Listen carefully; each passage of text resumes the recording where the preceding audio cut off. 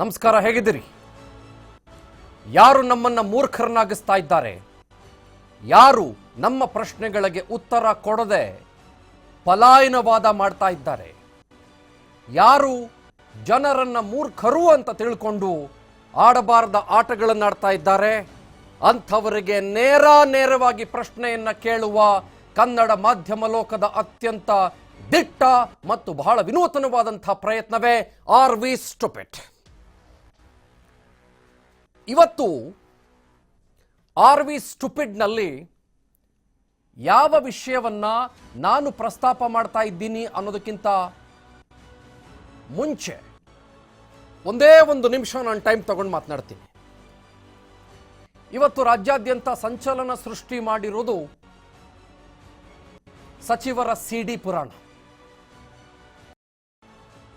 1 TB 2 TB 10 TB ಕಾಲದಲ್ಲಿ ಇನ್ನೂ ಈ ರಾಜಕಾರಣಿಗಳು ಸಿಡಿಯಲ್ಲೇ ಇದ್ದಾರೆ.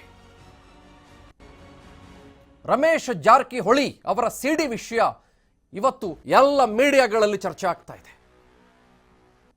ಇನ್ಫ್ಯಾಕ್ಟ್ ನಾವು ಒಂದು ಅತ್ಯಂತ ಜವಾಬ್ದಾರಿಯುತ ಮಾಧ್ಯಮವಾಗಿ ಯಾವುದೇ ಅಬ್ಸಿನಿಟಿಯನ್ನು ನಿಮ್ಮ ಮುಂದೆ ಇಡದೆ 6 ಗಂಟೆ ಬುಲೆಟಿನ್ನಲ್ಲಿ ಹೀಗಾಗಿದೆ ಅನ್ನೋದನ್ನು ನಾವು ಪ್ರಸಾರ ಮಾಡಿದ್ವಿ.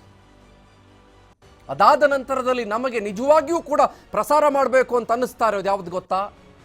ಸಿಡಿ, ಪೆನ್ ಡ್ರೈವು, ಮೆಮರಿ ಕಾರ್ಡು ಅಲ್ಲ, ಯಾವುದೂ ಅಲ್ಲ, MMS, SMS, ವಾಟ್ಸಪ್ ಅಲ್ಲ.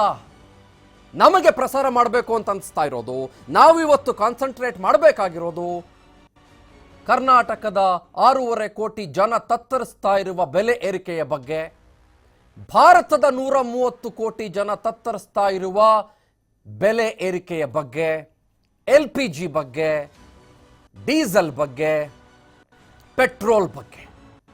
That is GDP. ಯಾವ್ದು ಸಾರ್ ಅದು GDP? ನಾನು ಆರ್ಥಿಕತೆ GDP ಬಗ್ಗೆ ಮಾತಾಡ್ತಾ ಇಲ್ಲ. I am just talking about the gas, diesel and the petrol. CD ಮತ್ತೊಂದು ಮಗದೊಂದು ಪ್ರಸಾರ ಮಾಡ್ತಿದ್ದಾರೆ, ಒಂದಿಷ್ಟು ಜನ ಮಾಡಲಿ, no problem about it at all, ತೊಂದರೆನೇ ಇಲ್ಲ. ಅದಕ್ಕೆ ಸಂಬಂಧಪಟ್ಟಂಥ ಡೆವಲಪ್ಮೆಂಟ್ಗಳೇನಾಯಿತು ನಾವು ಫಾಲೋ ಮಾಡೋಣ. ಆದರೆ let us now concentrate on what people are undergoing today.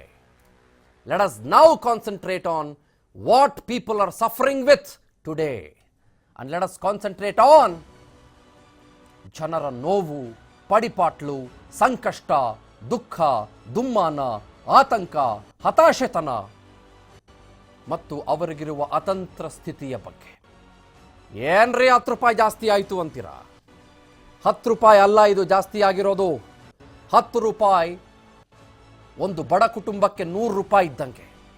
5 ರೂಪಾಯಿ ಪ್ರತಿದಿನ ಹೋರಾಟ ಮಾಡುವ ಒಬ್ಬ ಕಾರ್ಮಿಕನಿಗೆ 500 ರೂಪಾಯಿ ಇದ್ದಂಗೆ. 1 ರೂಪಾಯಿ ಪ್ರತಿದಿನದ ತುತ್ತಿಗಾಗಿ ಹೋರಾಟ ನಡೆಸುವ, ತುತ್ತಿಗಾಗಿ ಹಪಹಪಿಸುವ ಒಂದು ಜೀವಕ್ಕೆ 1 ಲಕ್ಷ ಕೋಟಿ ರೂಪಾಯಿ ಇದ್ದಂಗೆ. 1 ರೂಪಾಯಿ ಜಾಸ್ತಿ ಆದರೂ ಹೊರೆಯೇ, 5 ರೂಪಾಯಿ ಜಾಸ್ತಿ ಆದರೂ ಹೊರೆಯೇ, 15 ರೂಪಾಯಿ ಜಾಸ್ತಿ ಆದರೂ ಹೊರೆಯೇ. Let me tell you this very openly today. ಏನು ಸಾರ್ ಬೆಲೆ ಏರಿಕೆ ಆಗುತ್ತೆ ಸಾರ್, ಅದು ಇನ್ಫ್ಲೇಷನ್ ಆಗುತ್ತೆ, ಮತ್ತೊಂದಾಗತ್ತೆ, ಬೇರೆದಾಗತ್ತೆ. ಆಮೇಲೆ ನಾವು ಅವಾಗಿಂದ ಇವಾಗಿನ ಕಾಲಕ್ಕೂ ನಾವು ಬದಲಾವಣೆ ಆಗ್ತಾ ಬಂದಿಲ್ವಾ ಸಾರ್? 1960ರಲ್ಲಿ 1 ರೂಪಾಯಿಗೆ 1 ಸೇರು ಅಕ್ಕಿ ಸಿಗ್ತಾ ಇತ್ತು, ಇವಾಗ ಸಿಗುತ್ತಾ? 70 ರೂಪಾಯಿ ಆಗಿಲ್ವಾ? ಏನ್ ಸಾರ್ ನೀವು ಬೆಲೆ ಏರಿಕೆ ಅಂತ ಅಂತೀರಿ? ಸೈಂಟಿಫಿಕ್ ಬೆಲೆ ಏರಿಕೆಯ ಬಗ್ಗೆ ನಮಗೂ ಗೊತ್ತಿದೆ. What's happening right now is absolutely ಬಿಜಾರ್ and absolutely unscientific. 25 ರೂಪಾಯಿ ದಿನಕ್ಕೆ LPG ಬೆಲೆ ಏರಿಕೆ ಆಗೋದು 1960ರಲ್ಲಾಗಿತ್ತಾ, 70ರಲ್ಲಾಗಿತ್ತಾ, ಯಾವಾಗಾಗಿತ್ತು?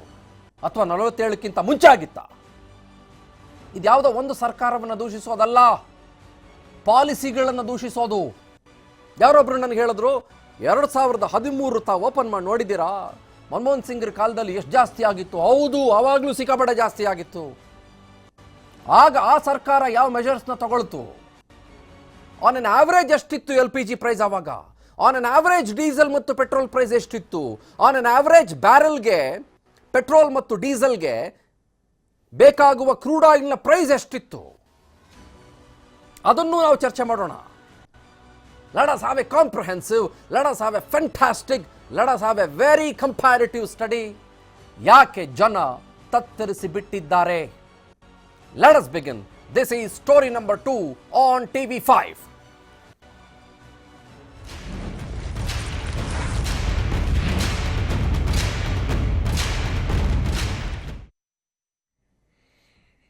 ಈ ಸ್ಟೋರಿ ನಂಬರ್ 2ನಲ್ಲಿ ನಾವು ಇವತ್ತು ನೀವು ಕೇಳಬೇಕಾಗಿರುವ ಅನೇಕ ಪ್ರಶ್ನೆಗಳನ್ನು ಸರ್ಕಾರಗಳಿಗೆ ಕೇಳ್ತಾ ಇದ್ದೀವಿ. ಯಾವುದೋ ಒಂದು ಸರ್ಕಾರ ಅಲ್ಲ, ಯಾವುದೋ ಒಂದು ಪಾರ್ಟಿ ಅಲ್ಲ. ನಾವು ಯಾವುದೋ ಒಂದು ಪಾರ್ಟಿಗೆ ಪ್ರಶ್ನೆ ಕೇಳ್ಕೊಂಡು ಇನ್ನೊಂದು ಪಾರ್ಟಿಯನ್ನು ಸುಮ್ಮನೆ ಬಿಡುವ ಜಾಯಮಾನದವರಲ್ಲ. ನಮಗೆ ಯಾವ ಪಾರ್ಟಿಯಿಂದ ಏನೂ ಆಗಬೇಕಾಗಿಲ್ಲ, ಯಾವ ಪಕ್ಷದಿಂದ ನಮಗೇನು ಬರಬೇಕಾಗಿಲ್ಲ, ನಮಗೆ ಅದರ ಅವಶ್ಯಕತೆಗಳು ಕೂಡ ಇಲ್ಲ. ಯಾವ ಜಾಗದಲ್ಲಿ ಯಾವ ಪಾರ್ಟಿ ನಿಂತಿರುತ್ತೋ, ಯಾವ ಪಾರ್ಟಿ ಯಾವ ಸಮಸ್ಯೆಯನ್ನು ಮಾಡ್ತಿರುತ್ತೋ, ಯಾವ ಸರ್ಕಾರ ಜನಸಾಮಾನ್ಯರ ಪರವಾಗಿ ನಿಂತಿಲ್ಲ ಅಂತ ನಮಗನಿಸುತ್ತೋ ಅವಾಗೆಲ್ಲ ನಮ್ಮ ಪ್ರಶ್ನೆ ಅಷ್ಟೇ ತೀಕ್ಷ್ಣ, ಅಷ್ಟೇ ಮೊನಚು, ಅಷ್ಟೇ ನೇರ. Let us begin. The GDP, gas, diesel, petrol ಜನಸಾಮಾನ್ಯನಿಗೆ ನಿಜವಾಗಿಯೂ ಕೂಡ ಬರೆ ಆಗ್ತಾ ಇದೆ. ಆ ಬರೆಯಿಂದ ಅವನು ತಪ್ಪಿಸಿಕೊಳ್ಳೋದಕ್ಕೆ ಆಗ್ತಾ ಇಲ್ಲ. ಬರೆ ಇವತ್ತು ನಮಗೆ ಹೊರೆಯಾಗಿ ಪರಿಣಮಿಸಿದೆ. This is our story on story number 2 on TV5. Let us begin with the pointers now quickly.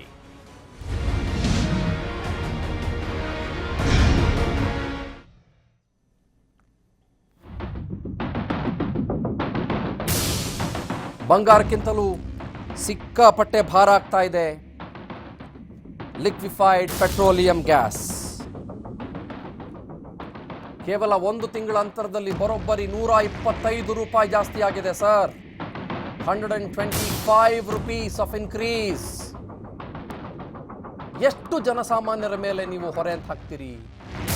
ಎಷ್ಟು ಪಾಪ ಅವರು ನೋವನ್ನು ಪಡಬೇಕು, ಎಷ್ಟು ಸಂಕಷ್ಟಗಳಲ್ಲಿರಬೇಕು ಅವರು.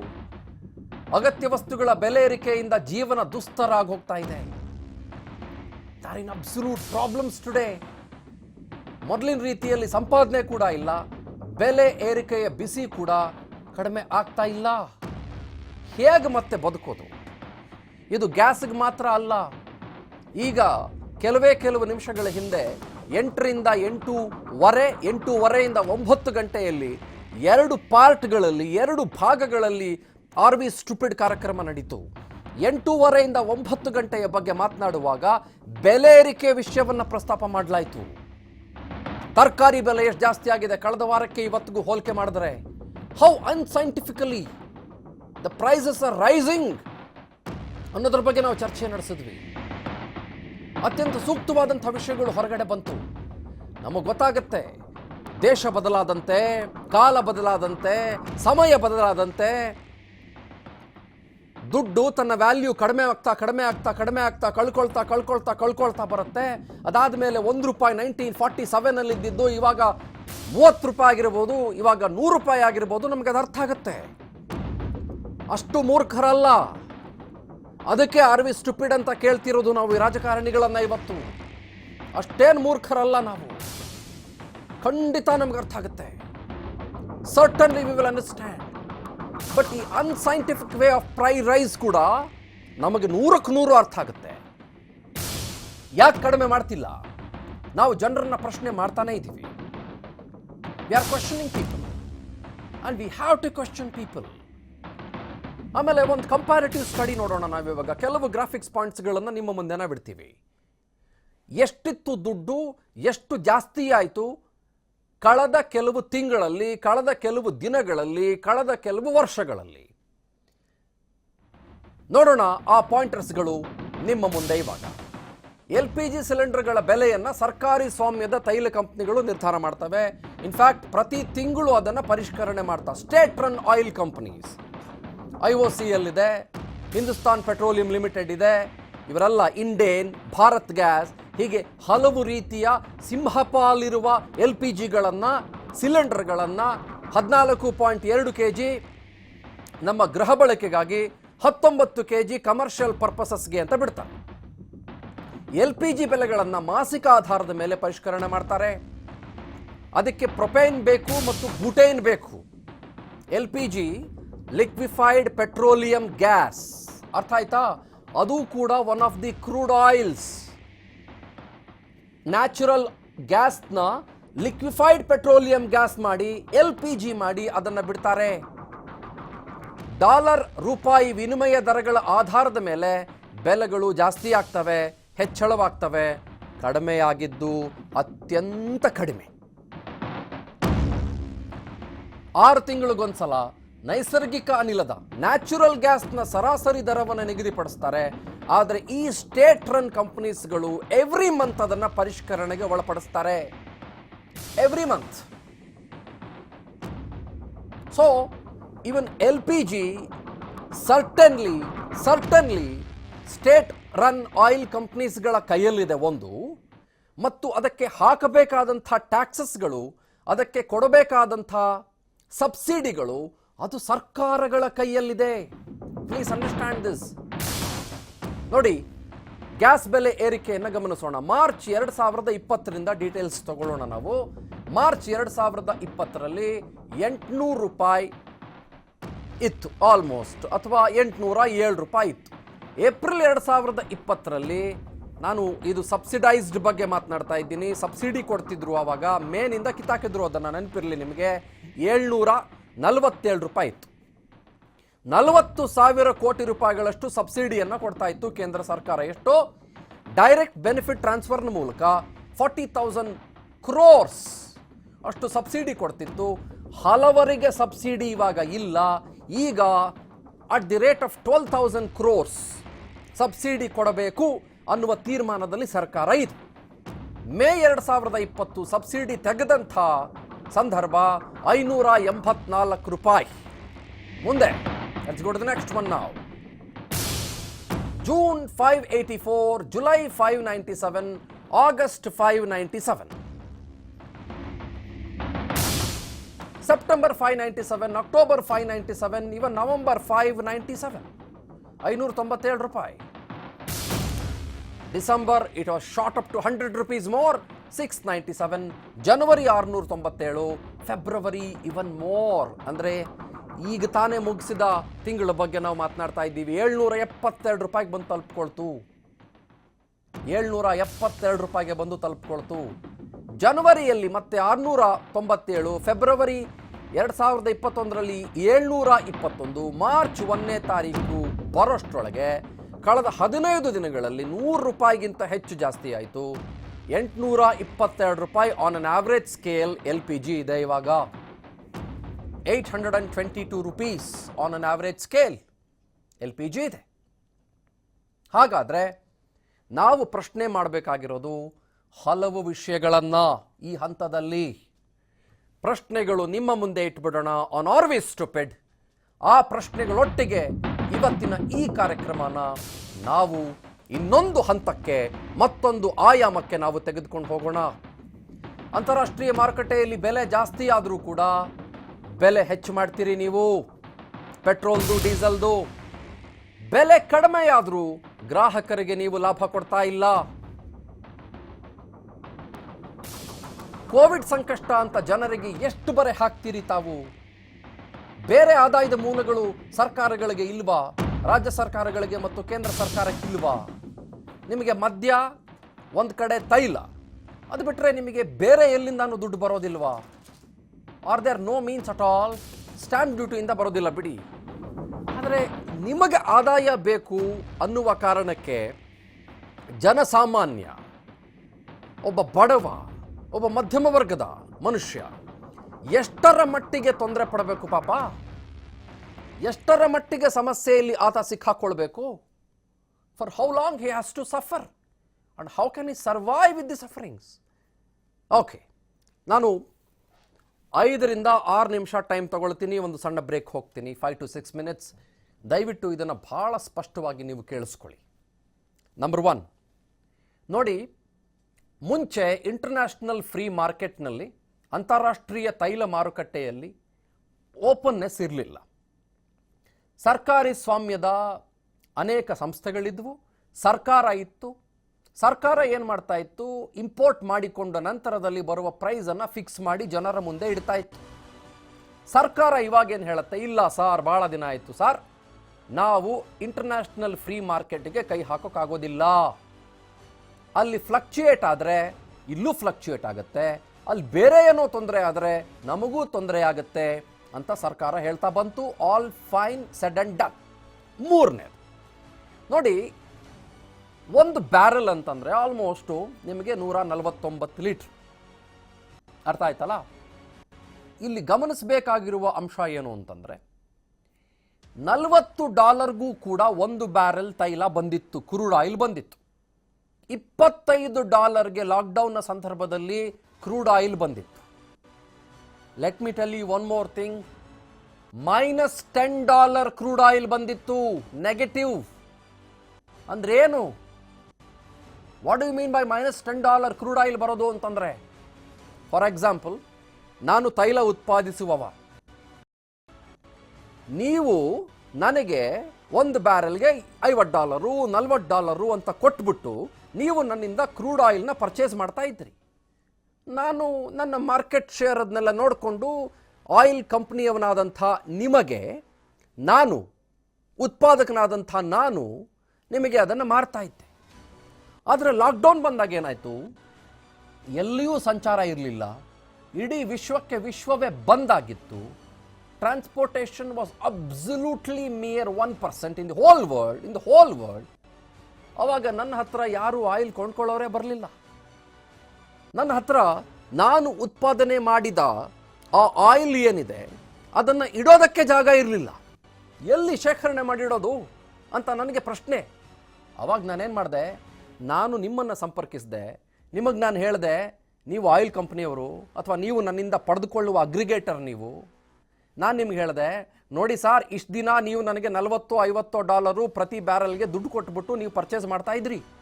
ಇವಾಗ ನನ್ನ ಹತ್ರ ಎಕ್ಸಸ್ ಆಯಿಲ್ ಇದೆ, ತುಂಬ ಇದೆ, ನನ್ನ ಹತ್ರ ಶೇಖರಣೆ ಮಾಡೋದಕ್ಕೆ ಜಾಗ ಇಲ್ಲ. ನಾನೇನು ಮಾಡ್ತೀನಿ, ನಾನು ಉತ್ಪಾದಕನಾಗಿರ್ಬೋದು, ನಾನೇನು ಮಾಡ್ತೀನಿ, ಫಾರ್ ದಿ ಟೈಮ್ ಬೀಯಿಂಗ್ ನಿಮಗೇ ನಾನು $10 ಕೊಡ್ತೀನಿ, ನಾನೇ ನಿಮಗೆ ಕೊಡ್ತೀನಿ $10. ಅದು ನೆಗೆಟಿವ್. ನಾನೇ ಕೊಡ್ತೀನಿ ನಿಮಗೆ $10, ನೀವು ದಯವಿಟ್ಟು ಆ $10ನ ಜೊತೆಗೆ ಈ ಆಯಿಲ್ ತಗೊಂಡು ನಿಮ್ಮಲ್ಲಿ ಶೇಖರಣೆ ಮಾಡಿಟ್ಕೊಳ್ಳಿ, ನೀವು ತಗೊಳ್ಳಿ ಇದನ್ನ ಅಂತಂದೆ. That is called as negative. ಅಂದರೆ ಏನು, ಆಲ್ಮೋಸ್ಟ್ ಆಯಿಲ್ ತನ್ನ ವ್ಯಾಲ್ಯೂ ಕಳ್ಕೊಳ್ತು. ₹0 ಅಲ್ಲ, -$10, not 0. It lost its value completely. Crude oil during the time of lockdown. ಅವಾಗ ಏನಾಗಬೇಕಾಗಿತ್ತು, ಇಂಟರ್ನ್ಯಾಷನಲ್ ಫ್ರೀ ಮಾರ್ಕೆಟಲ್ಲಿರುವ ಆಯಿಲ್ ಪ್ರೈಸ್ ನಮ್ಗೆ ಎಷ್ಟಕ್ಕೆ ಸಿಗಬೇಕಾಗಿತ್ತು, ₹40 ಮಿನಿಮಮ್ ಸಿಗಬೇಕಾಗಿತ್ತು. ಸಿಗ್ತಾ? ಸಿಗಲಿಲ್ಲ. ನಮ್ಮ ದುರ್ದೈವ, ನಮ್ಮ ದುರಂತ, ನಮ್ಮ ದುರಾದೃಷ್ಟ ಇರೋದು ಇಲ್ಲೇನೆ. ನಮ್ಮ ಪ್ರಾಬ್ಲಮ್ ಇರೋದು ಇಲ್ಲೇನೆ. ನಮ್ಮ ಸರ್ಕಾರದ ರೀತಿ ನೀತಿಗಳು ಇರೋದು ಇಲ್ಲೇನೆ. ಗೌರ್ಮೆಂಟ್ ಏನು ಮಾಡ್ತು, $70, $90, $110 ಇದ್ದಾಗಲೂ ಕೂಡ ಪ್ರೈಸ್ ಜಾಸ್ತಿ ಮಾಡ್ಕೊಂಡು ಬಂತು. ಪ್ರತಿ ಬ್ಯಾರೆಲ್ಗೆ ಅತ್ಯಂತ ಕಡಿಮೆ $20, $30 ಆದಾಗ ನಾವೇನು ಅನ್ಕೊಂಡ್ವಿ, ಡಿಸ್ಕೌಂಟ್ ಕೊಡುತ್ತೆ ಗೌರ್ಮೆಂಟು, ಟ್ಯಾಕ್ಸ್ ಕಡಿಮೆ ಮಾಡುತ್ತೆ ಗೌರ್ಮೆಂಟು, ವ್ಯಾಟ್ ಕಡಿಮೆ ಮಾಡುತ್ತೆ ಗೌರ್ಮೆಂಟು, ಪ್ರಾಸೆಸಿಂಗ್ ಫೀಸ್ ಕಡಿಮೆ ಮಾಡುತ್ತೆ ಗೌರ್ಮೆಂಟು, ಸೆಸ್ ಕಡಿಮೆ ಮಾಡುತ್ತೆ ಗೌರ್ಮೆಂಟು ಅಂತ ನಾವು ಅಂದ್ಕೊಂಡ್ವಿ. ಆದರೆ ಗೌರ್ಮೆಂಟ್ ಕಡಿಮೆ ಮಾಡಲಿಲ್ಲ, ಬದಲಾಗಿದೆ slapped us with more taxes and more taxes. ನಮ್ಮ ಮೇಲೆ ಜಾಸ್ತಿ ಟ್ಯಾಕ್ಸ್ ಹಾಕಿದ್ರು, ಕಡಿಮೆ ಇದ್ರೂ ಜಾಸ್ತಿ ಟ್ಯಾಕ್ಸ್ ಹಾಕ್ಬಿಟ್ರು. ಯಾಕೆ ಹೀಗೆ ಮಾಡಿದ್ರಿ? So we were never able to enjoy the less oil prices. Let me tell you this openly. ನಾವು ಯಾವತ್ತಿಗೂ ಲೆಸ್ ಕ್ರೂಡ್ ಆಯಿಲ್ ಪ್ರೈಸಸ್ನ ಎಂಜಾಯ್ ಮಾಡೋದಕ್ಕೆ ಸಾಧ್ಯವೇ ಆಗಿಲ್ಲ. ಮತ್ತೊಂದ್ಸಲ ಸಾಧ್ಯ ಆಗೇ ಇಲ್ಲ. ಓಪನ್ ಆಗಿ ಹೇಳ್ತಾ ಇದ್ದೀನಿ ನಾನು ಇವತ್ತು ನಿಮಗೆ. ಗೊತ್ತಾಯ್ತಲ್ಲ? ಹಾಗಾಗಿ ನಾವು ಈ ಪ್ರಶ್ನೆಗಳನ್ನು ನಿಮಗೆ ಕೇಳ್ತಾನೆ ಹೋಗಬೇಕಾಗುತ್ತೆ. Let's go to the LPG factor. ನಾವು ನವದೆಹಲಿಯಲ್ಲಿ ₹819 ಇದೆ LPG, ಮುಂಬೈನಲ್ಲಿ ₹819, ಬೆಂಗಳೂರಿನಲ್ಲಿ ₹822. This is, I am talking about both LPG and petrol diesel. Kolkata 845, Chennai 828, Hyderabad ₹871. Jaipura 823, Lucknow 857, Patna 917. That's all. We'll go for the visuals. Visuals ಹೋಗೋಣ ನಾವು. So ಹಾಗೆ ಆದಂಥ ಸಮಸ್ಯೆ ಇದು. ಪೆಟ್ರೋಲ್, ಡೀಸೆಲ್, ಮತ್ತೊಂದು ಕಡೆ LPG. Even LPG is derived from the crude oils. Propane ಮತ್ತು ಬೂಟೈನ್ ಬೇಕು ಅದಕ್ಕೆ, otherwise it will not work. ಹಾಗಾಗಿ ಯಾಕೆ ಈ ಸಮಸ್ಯೆಗಳು ನಮ್ಮನ್ನು ಈ ಕ್ಷಣದವರೆಗೂ ಕೂಡ ಬಾಧಿಸ್ತಾ ಇದೆ? ಬೆಲೆ ಜಾಸ್ತಿ ಆಯಿತು ಅಂತಂದರೆ it's A chain link system. ಬೇರೆ ಎಲ್ಲವೂ ಕೂಡ ಜಾಸ್ತಿ ಆಗ್ತಾ ಹೋಗುತ್ತೆ. ಇನ್ನೊಂದೇನೋ ಜಾಸ್ತಿ ಆಯಿತು ಅಂತಂದರೆ, ಇವತ್ತು ಹಾಲು ಒಕ್ಕೂಟದವರು ಹೇಳ್ತಾ ಇದ್ದಾರೆ, ನಾವು ಅಷ್ಟಕ್ಕೆ ದುಡ್ಡು ಕೊಡೋಕ್ಕಾಗೋದಿಲ್ಲ, ಅಷ್ಟಕ್ಕೆ ನಾವು ಹಾಲು ಕೊಡೋಕ್ಕಾಗೋದಿಲ್ಲ, we have to raise it ಅಂತ ಹೇಳ್ತಾ ಇದ್ದಾರೆ. Let's go to Narendra, senior economist, ನಮ್ಮೊಟ್ಟಿಗೆ ಲೈವ್ನಲ್ಲಿ ಜಾಯ್ನ್ ಆಗಿದ್ದಾರೆ. ನಾನು ಅವ್ರನ್ನ ಬಹಳ ಪ್ರೀತಿಯಿಂದ ಸ್ವಾಗತಿಸ್ತೇನೆ ಹಾಗೂ ಮಾತನಾಡಿಸ್ತೇನೆ. ಸರ್ ನಮಸ್ತೆ, ನಾನು ಚಂದನ್ ಶರ್ಮಾ ಮಾತನಾಡ್ತಾ ಇದ್ದೀನಿ. ಹೇಗಿದ್ದೀರಿ ಸರ್ ತಾವು? ನಮಸ್ಕಾರ. Very glad to have you Narendra sir. ನಾನು LPG ಬಗ್ಗೆ ಆಮೇಲೆ ಮಾತನಾಡ್ತೀನಿ ನಿಮ್ಮ ಹತ್ರ. Let us now talk about diesel ಮತ್ತು ಪೆಟ್ರೋಲ್. ಒಂದು ರೀತಿ ಅನ್ಕಂಟ್ರೋಲಬಲಿ ನಮ್ಮ ಕೈಗೆ ಸಿಗ್ತಾ ಇಲ್ವೇನೋ, ಇನ್ನು 100 ರೂಪಾಯಿಗೆ ಹೋಗೋದು ಇನ್ನೊಂದಿನ ಬಾಕಿ ಇದೆಯೇನೋ ಅನ್ನುವ ಹಂತಕ್ಕೆ ಡೀಸೆಲ್ ಪೆಟ್ರೋಲ್ ಜಾಸ್ತಿ ಆಗ್ತಾ ಇದೆ. ಇದಕ್ಕೆ ನಿಮ್ಮ ಪ್ರಕಾರ ಕಾರಣಗಳೇನು, ನಿಮ್ಮ ಪ್ರಕಾರ ಸೊಲ್ಯೂಷನ್ ಏನು, ಮತ್ತು ಎಷ್ಟು ದಿನದವರೆಗೂ ಕೂಡ ಈ ಪ್ರೈಸ್ ರೈಸ್? ನರೇಂದ್ರ ಅವರೇ. ಚಂದನ್ ಅವರೇ, ನೋಡಿ ಇದು ಹೆಂಗಿದೆ ಈ ಪೆಟ್ರೋಲಿಯಂ ಪ್ರೈಸಸ್. ನಾವು 4-4 ನೋಟ್ ಬಂದಿರೋದು. Heads I win, tails you lose. ಹೌದು. ಸೊ ಈ ಪರಿಸ್ಥಿತಿ ಮಾಡ್ಕೊಂಡಿದೀವಿ. ಆಮೇಲೆ ಏನು ನಾವು ಜಾಸ್ತಿ ಆದ್ರೂ ಡಿರೆಗ್ಯುಲೇಷನ್ ಅಲ್ಲಿ ಇದೀವಿ, ಸೆಟಪ್ ಅಲ್ಲಿ ಅಂದ್ಬಿಟ್ಟು ನಾವು ಇಂಟರ್ನ್ಯಾಷನಲ್ ಕ್ರೂಡ್ ಆಯಿಲ್ ಕಡೆ ಬ್ಯಾರಲ್ ಮಾಡಿ ತೋರಿಸ್ತಾ ಇದೀವಿ. ಹೌದು. ಆದ್ರೆ ವಸ್ತುಸ್ಥಿತಿ ತಗೊಂಡಾಗ ನಾವು ವಿಶ್ಲೇಷಣೆ ಮಾಡ್ಬೇಕಾಗತ್ತೆ ಅಂದ್ರೆ, ನಾವು 80% ಅಷ್ಟು ಇಂಪೋರ್ಟ್ ಮಾಡ್ತಾ ಇದ್ದೀವಿ. ನಮ್ಮಲ್ಲಿ ಲೋಕಲ್ ಪ್ರೊಡಕ್ಷನ್ ಏನಿದೆ ಅದನ್ನ ನಾವು LPGಗೆ ಮತ್ತೆ ಗ್ಯಾಸ್, ಪೆಟ್ರೋಲಿಯಂ ಇದಕ್ಕೆ ನಾವು ಡೈವರ್ಟ್ ಮಾಡ್ತಾನೆ ಇಲ್ಲ. ಆಮೇಲೆ ನಾವೇನು ನೀವು ಹೇಳ್ತಾ ಇದ್ರಿ ಪ್ರೈಸಸ್ ಕೋವಿಡ್ ಟೈಮ್ ಅಲ್ಲಿ 1 ವರ್ಷ, ಇನ್ನೇನು 1 ವರ್ಷ ಮಾರ್ಚ್ ಬಂತು. ಸೊ 1 ವರ್ಷದಲ್ಲಿ ಪ್ರತಿ ಎಕನಾಮಿಕ್ ಸೆಕ್ಟರ್ ಯಾವುದೇ ತಗೊಳ್ಳಿ, high consumption of petrol and diesel, be it government officers, private vehicles, vehicles, government, ಇಡೀ ದೇಶ ಸ್ತಬ್ಧ ಆಗಿತ್ತು. ಹೌದಾ? ಆಗ ಪರ್ ಬ್ಯಾರಲ್ $10, $20, $10 ನೆಗೆಟಿವ್ ಅಲ್ಲಿ ಇದ್ದಾಗ, ನಾವು ನಮ್ಗೆ ಹೆಂಗೆ ಸಂಬಳ ಜಾಸ್ತಿ ಬಂದಾಗ ಸೇವಿಂಗ್ಸ್ ಮಾಡ್ಕೋತೀವೋ ಅಥವಾ ಮಕ್ಕಳಿಗೆ ಗೋಲ್ಡ್ ನಾವು ಕೊಂಡ್ಕೊಂಡು ಇಟ್ಕೋತೀವೋ ಮದುವೆಗಳಿಗೆ, ನಾವು ಶೇಖರಣೆನೇ ಮಾಡ್ಲಿಲ್ಲ. ಕರೆಕ್ಟ್.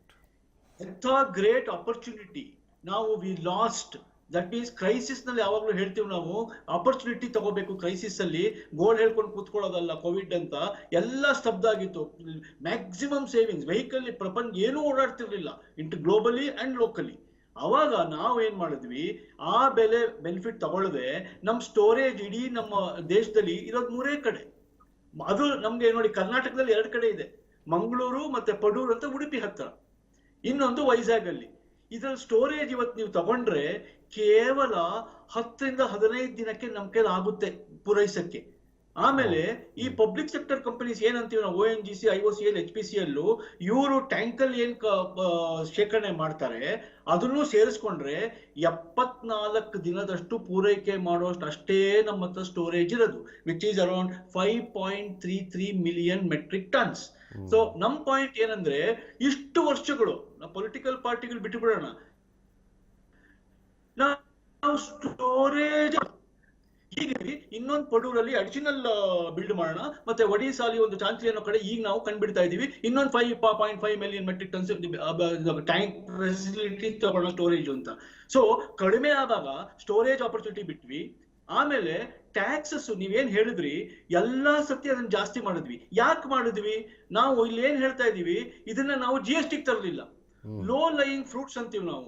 ಬಹಳ ಸುಲಭವಾಗಿ ಯಾರ್ದಾರು ಜೋಬ್ ಕತ್ರಿ ಹಾಕ್ಬೋದು ಯಾವುದೇ ಗವರ್ಮೆಂಟ್ ಅಂದ್ರೆ, ಇಲ್ಲ ಹೆಂಡ, ಇಲ್ಲ ಪೆಟ್ರೋಲು, ಇಲ್ಲ ಸ್ಟ್ಯಾಂಪ್ ಡ್ಯೂಟಿ. ಯಾಕಂದ್ರೆ ಇವು 3 GST ಬರೋದಿಲ್ಲ. ಸೊ ಈಗ ಪೆಟ್ರೋಲಿಯಂ ಪ್ರಾಡಕ್ಟ್ ಯಾಕೆ GST ತರಲಿಲ್ಲ? ನಾವು ಆರಾಮಾಗಿ ತರಬಹುದಿತ್ತು. ಆಮೇಲೆ GST ತಂದ್ರೆ ವರ್ಕಿಂಗ್ ಎಷ್ಟು ಚೆನ್ನಾಗಿದೆ ಅಂದ್ರೆ, ಹೈಯೆಸ್ಟ್ ಸ್ಲ್ಯಾಬ್ ಎಷ್ಟಿದೆ ಚಂದನ್ ಅವರ 28% ಇದೆ. ಆಕ್ಚುಲಿ 28% ಹಾಕಬಾರ್ದು, ಸಿನ್ ಟ್ಯಾಕ್ಸ್ ಅಂತೀವಿ ನಾವು. 18%, 28% ಹಾಕಿದ್ರು the rate will fall down by 45%. ಆಮೇಲೆ ಪ್ರೊಡಕ್ಷನ್ ಕಾಸ್ಟ್ ಕಡಿಮೆ ಆಗುತ್ತೆ, ಟ್ರಾನ್ಸ್ಪೋರ್ಟ್ ಕಾಸ್ಟ್ ಕಡಿಮೆ ಆಗುತ್ತೆ. ಆಮೇಲೆ ಇದಕ್ಕೆ ಯಾವೊಂದು ಐನ್ಸ್ಟೈನ್ಸ್ ಬ್ರೈನ್ ಬೇಡ, just you have to bring it under GST. ಯಾಕೆ ತರಲಿಲ್ಲ ನಾವು ಇದನ್ನ? ಆಮೇಲೆ GST ತಂದಾಗ ಪ್ರೊಡಕ್ಷನ್ ಕಾಸ್ಟ್ ಕಡಿಮೆ ಆಗೋದಲ್ಲದೆ public sector companies will make profit and give dividend to central government. Private companies like Reliance and ONGC ಮತ್ತೆ public sector companies, they will make money and that they will have to give as corporate tax. So ಎರಡು ತರನು ಮಾಡಿದಾಗ ನಮ್ deficit finance full ಕಡಿಮೆ ಆಗುತ್ತೆ. ಏನ್ ನಾವು 9% ಆಗಿದೆ, 10% ಆಗುತ್ತೆ. ಸೊ ಎಲ್ಲದಕ್ಕೂ ಒಂದು ಚೈನ್ ಎಫೆಕ್ಟ್ ಇದೆ. ನಾವು ಅದನ್ನ ಬಿಟ್ಟು GST ನ ಆಡ್ ವ್ಯಾಲರಮ್ ಟ್ಯಾಕ್ಸ್ ಸ್ಟೇಟ್ಗೆ, ಅಂದ್ರೆ ಸ್ಟೇಟ್ ಅಲ್ಲಿ ಏನಾಗುತ್ತೆ ಪ್ರತಿದಿನ ಚೇಂಜ್ ಆಗ್ತಾ ಇದೆ, ಅದು ಆಡ್ ವ್ಯಾಲರಮ್ ಸೇಲ್ಸ್ ಟ್ಯಾಕ್ಸ್ ವ್ಯಾಟ್ ಬರುತ್ತೆ. ಸೆಂಟ್ರಲ್ ಎಕ್ಸೈಸ್ ಫಿಕ್ಸೆಡ್, ಅದೊಂದು ತಿಳ್ಕೊಬೇಕು ನಾವು. ಸೆಂಟ್ರಲ್ ಗವರ್ಮೆಂಟ್ ಟ್ಯಾಕ್ಸ್ ಚೇಂಜ್ ಆಗ್ತಾ ಇಲ್ಲ, ಸ್ಟೇಟ್ ವ್ಯಾಲರಮ್ ಆಡ್ ವ್ಯಾಲರಮ್ ಚೇಂಜ್ ಆಗ್ತಾ ಇದೆ. ಸೊ ಇವೆರಡನ್ನ ನಾವು ಇಟ್ಕೊಂಡ್ಬಿಟ್ಟು ಯಾವ ಸುಲಭನೂ ನಂಗೆ ದುಡ್ಡಿಲ್ಲ ಅಂದಾಗ ಇದನ್ನ ಜಾಸ್ತಿ ಮಾಡ್ಬಿಟ್ರೆ ಇದರಲ್ಲಿ ನಾವು ತಪ್ಪು ಮಾಡ್ಕೊಂಡಿದೀವಿ. ಸ್ಟೋರೇಜ್ ಮಾಡ್ಕೊಂಡಿಲ್ಲ ಒಳ್ಳೆ ಟೈಮಲ್ಲಿ, ಆಮೇಲೆ ನಮ್ದು ಪ್ರೊಡಕ್ಷನ್ ನಾವು ನೋಡ್ಕೋತಾ ಇಲ್ಲ, ಆಮೇಲೆ ಯಾವ ಪ್ರೊಡಕ್ಷನ್ ಡೆಡಿಕೇಟೆಡ್ LPG ಕೊಡಬೇಕು ಅದನ್ನ ಕಮರ್ಷಿಯಲ್ ಯೂಸ್ ಮಾಡ್ಕೋತಾ ಇದೀವಿ, ನಮ್ ಲೋಕಲಿ ಪ್ರೊಡ್ಯೂಸ್ಡ್ ಪೆಟ್ರೋಲಿಯಂ ಪ್ರಾಡಕ್ಟ್ಸ್ ನ. ಆಮೇಲೆ ಈ ತರ ಅದನ್ನ GST ತರದೆ ದೊಡ್ಡ ನಾವೊಂದು ಅದನ್ನ ಬಹಳ ತಪ್ಪು ಮಾಡ್ಕೊಂಡಿದ್ದೇವೆ. ಆಮೇಲೆ ಇದು ಯಾವ್ದು ದೊಡ್ಡ ಚಿಂತನೆ ಬೇಕಾಗಿಲ್ಲ, ಇದು basic common sense political will ಬೇಕಾಗಿತ್ತು. ಸ್ಟೇಟ್ ಗವರ್ಮೆಂಟ್ಸ್ಗೆ ಇದನ್ನ ದುಡ್ಡು ಮಾಡ್ಕೊಳ್ಳೋಕೆ ಬಿಟ್ಟು ನಾವು ಪೆಟ್ರೋಲಿಯಂ ಪ್ರಾಡಕ್ಟ್ಸ್ ನ GST ತರದೆ ಬಹಳ ತಪ್ಪು ಮಾಡಿದೀವಿ. ಸ್ಟೋರೇಜ್ ಇಷ್ಟು ವರ್ಷ 20 ರಿಂದ 25 ವರ್ಷದ ತನಕ ನಾವು ಸ್ಟೋರೇಜ್ ಫೆಸಿಲಿಟಿನೇ ಇಟ್ಕೊಳ್ಳದೆ, ನಾವು ಒಂದು ಮನೆ ಕಟ್ಟುವಾಗ ಒಂದು ಸಂಪು ಪಂಪು ಬೇಕು ಅಂತ ಹೇಳ್ತೀವಿ, ಅಂತದ್ರಲ್ಲಿ 80% ಅಷ್ಟು ಇಂಪೋರ್ಟ್ ಮಾಡ್ಕೋತಿರುವಾಗ ಬರೀ 3 ಕಡೆ ನಮ್ಮ ದೇಶದಲ್ಲಿ ಸ್ಟೋರೇಜ್ ಮಾಡ್ಕೋತೀವಿ ಅಂದ್ರೆ ಇದು ಬಹಳ ವಿಪರ್ಯಾಸ ಚಂದನ್. ನೀವು ಹೇಳಿದ ಹಾಗೆ 77% ಆಫ್ ಇಂಪೋರ್ಟ್ ಡಿಪೆಂಡೆನ್ಸಿ ಇತ್ತು ನಮಗೆ. ಕಳೆದ ಹಲವು ವರ್ಷಗಳಲ್ಲಿ ಅದು 10% ಜಾಸ್ತಿ ಆಗಿದೆ, 87% ಆಗಿದೆ. ಆದರೆ ಮೋದಿಯವರು ಅಧಿಕಾರ ವಹಿಸಿಕೊಂಡ ಸಂದರ್ಭದಲ್ಲಿ ಅವರೊಂದು ವಾಗ್ದಾನ ಮಾಡಿದರು, ಈ ಇಂಪೋರ್ಟ್ ಡಿಪೆಂಡೆನ್ಸಿಯನ್ನು ಮಿನಿಮಮ್ ಬೈ 10% ಕಟ್ ಆಫ್ ಮಾಡ್ತೀವಿ, 67% ಮಾಡ್ತೀವಿ ನಾವು ಅಂತ ಅವ್ರು ಅಂದಿದ್ರು. ನೀವು ಹೇಳಿದ್ದು ಭಾಳ ಸೂಕ್ತವಾದಂಥ ಮಾತು. ಆದರೆ ನೀವು GST ಬಗ್ಗೆ ಮಾತಾಡ್ತಾ ಇದ್ದರೆ ನಾನು ಕೇಳಬೇಕು ಸರ್, ಈ ಕ್ರೂಡ್ ಆಯಿಲ್ಗಳು ಅಥವಾ ಪೆಟ್ರೋಲ್ ಡೀಸೆಲ್ ಏನಿದೆ ಇದಕ್ಕೆ ಹೈಯೆಸ್ಟ್ ಟ್ಯಾಕ್ಸು ಸ್ಟೇಟ್ ಗೌರ್ಮೆಂಟ್ಗಳು ಹಾಕ್ತಿದ್ದಾವೆ rather than the central government. ಇಲ್ಲಿ ಸ್ಟೇಟ್ ಗೌರ್ಮೆಂಟ್ಗಳ ಪಾಲು ಕೂಡ ಭಾಳ ದೊಡ್ಡ ಮಟ್ಟದ್ದು, ಸಿಂಹ ಪಾಲಿದೆ ಸ್ಟೇಟ್ ಗೌರ್ಮೆಂಟ್ಗೂ ಕೂಡ. ಇಲ್ಲಿ ನನಗೆ ಇದು ಯಾಕೆ GST ಅಂಡರಲ್ಲಿ, even with as you're telling super special 50% GST ಅಂತ ಹಾಕಿದ್ರು ಕೂಡ 30 ರೂಪಾಯಿ ಕ್ರೂಡ್ ಆಯಿಲ್ಗೆ ವಿತ್ ಪ್ರಾಸೆಸಿಂಗು 45 ರೂಪಾಯಿ ಆಯಿತು ನೀವು ಹೇಳಿದ ಹಾಗೆ ಅಲ್ವಾ. ಆದರೆ ಇಲ್ಲಿ ಸಮನ್ವಯತೆ ಪ್ರಶ್ನೆ ಅಂತ ನನಗೆ ಅನ್ನಿಸ್ತಿಲ್ಲ ಇದು GST ಅಡಿಯಲ್ಲಿ ಯಾಕೆ ಬರ್ತಿಲ್ಲ ಅನ್ನೋದಕ್ಕೆ. ಇದು ಒಂದು ರೀತಿ ನೀನು ಹೊಡೆದಂಗೆ ಮಾಡು ನಾನು ಹತ್ತಂಗೆ ಮಾಡ್ತೀನಿ ಅನ್ನೋ ಥರದಲ್ಲಿ ಸ್ಟೇಟ್ ಮತ್ತು ಸೆಂಟ್ರಲ್ ಗೌರ್ಮೆಂಟ್ಗಳು ಇಬ್ಬರೂ ನಡ್ಕೊಳ್ತಿದ್ದಾವೆ ಅಂತ ಅಂದ್ಕೊಳ್ತೀನಿ. Because none of them would want to lose the money. ಒಂದು. ಎರಡನೇದು, ಈಗ GSTಯ ಪಾಲು ಕೊಡೋದ್ರಲ್ಲಿ ಸೆಂಟ್ರಲ್ ಗೌರ್ಮೆಂಟ್ ಸಿಕ್ಕಾಪಟ್ಟೆ ಸಮಸ್ಯೆ ಮಾಡ್ತಾ ಇದೆ, ನಿಮ್ಗೆ ಗೊತ್ತು. SC/GST ಒಂದು ಮತ್ತು CGST ಒಂದು, ಸೆಂಟ್ರಲ್ GST ಒಂದು. ಹೀಗಿರುವಾಗ ಈ ರಾಜ್ಯ ಸರ್ಕಾರಗಳಿಗೆ ಭಯ ಏನು ಅಂದರೆ ಇದು GST ಒಳಗೆ ಹೋಗ್ಬಿಟ್ರೆ ಅವ್ರಿಗೆ ಬರೋದೇ ದುಡ್ಡು ಎರಡರಿಂದ, ಒಂದು ಹೆಂಡದಿಂದ, ಇನ್ನೊಂದು ಪೆಟ್ರೋಲ್ ಡೀಸೆಲ್ನಿಂದ. ಹೀಗಿರುವಾಗ ಇದು GST ಒಳಗೆ ಹೋಗ್ಬಿಟ್ರೆ ನಮ್ಮ ಕತೆ ಹೆಂಗೆ ಅನ್ನೋ ಪ್ರಶ್ನೆಯ, ಅನ್ನೋ ಭಯವ? ತಮ್ಮ ಅನಾಲಿಸಿಸ್ ಏನು ಸರ್ ಇದ್ರ ಬಗ್ಗೆ? ನೀವು ಮೊದಲೇ ಪಾಯಿಂಟ್ ಹೇಳಿದ್ದು ಬಹಳ ಸೂಕ್ತ. ಅದು ನಾನು ನಿಮ್ಗೆ ಹೇಳಿದೆ ಇದಕ್ಕೆ ಪೊಲಿಟಿಕಲ್ ವಿಲ್ ಇಲ್ಲ ಅಂತ. ಯಾಕಂದ್ರೆ ನೀವು ಯಾವುದೇ ಒಂದು ಈಗ ಫಿಕ್ಸೆಡ್ ಪ್ರೈಸ್ ತಗೊಂಡ್ರೆ ಒಂದು ಸೆಂಟ್ರಲ್ ಸ್ಟೇಟ್ ಗವರ್ಮೆಂಟ್ ಅಲ್ಲಿ 21 ರಿಂದ 25, 28 ರೂಪಾಯಿ ತನಕ ಇದೆ ಆಡ್ ವ್ಯಾಲರಮ್. ಸೆಂಟ್ರಲ್ ತಗೊಂಡ್ರೆ 30 ರಿಂದ 33. ಬಟ್ ಈ 30 ನಾವು ದೊಡ್ಡದಾಗಿ ಕಾಣಿಸಿದ್ರು ಅದು ಫಿಕ್ಸೆಡ್, ಅದು ಚೇಂಜ್ ಆಗ್ತಾ ಇಲ್ಲ. ಈ 20 ರಿಂದ 25 ಏನಾಗ್ತಾ ಇದೆ, state governments, various state governments ಅವ್ರನ್ನ ಚೇಂಜ್ ಮಾಡ್ಕೋತಾ ಇದ್ದಾರೆ. ಯಾತಕ್ಕೆ ಇದನ್ನ GST ತರ್ತಾ ಇಲ್ಲ ಅಂತ ಹೇಳಿದ್ ನೀವು ಬಹಳ ಕರೆಕ್ಟ್ ಆಗಿ ಹೇಳಿದ್ರಿ, ಬರ್ತಿರೋ ದುಡ್ಡೇ ಬಂದಿಲ್ಲ ಅಂತ. ಆಯ್ತು, ಅದನ್ನ ಆ ತಪ್ಪನ್ನ GST ಕೌನ್ಸಿಲ್ ಸಾಲ್ವ್ ಮಾಡಿ ಅದ್ರ ಇನ್ಕಮ್ ಸ್ಪೆಷಲ್ ಒಂದು ಎಸ್ಕ್ರೋ ಅಕೌಂಟ್ ತರ ಮಾಡ್ಕೊಂಡು ಇದನ್ನ ಬರೀ ಪೆಟ್ರೋಲಿಯಂ ಪ್ರಾಡಕ್ಟ್ಸ್ ಏನ್ ಬರ್ತಾ ಇದೆ ಆ ಸ್ಟೇಟ್ ಮಾಡಕ್ಕೆ ಏನು ಕಷ್ಟ ಇಲ್ಲ.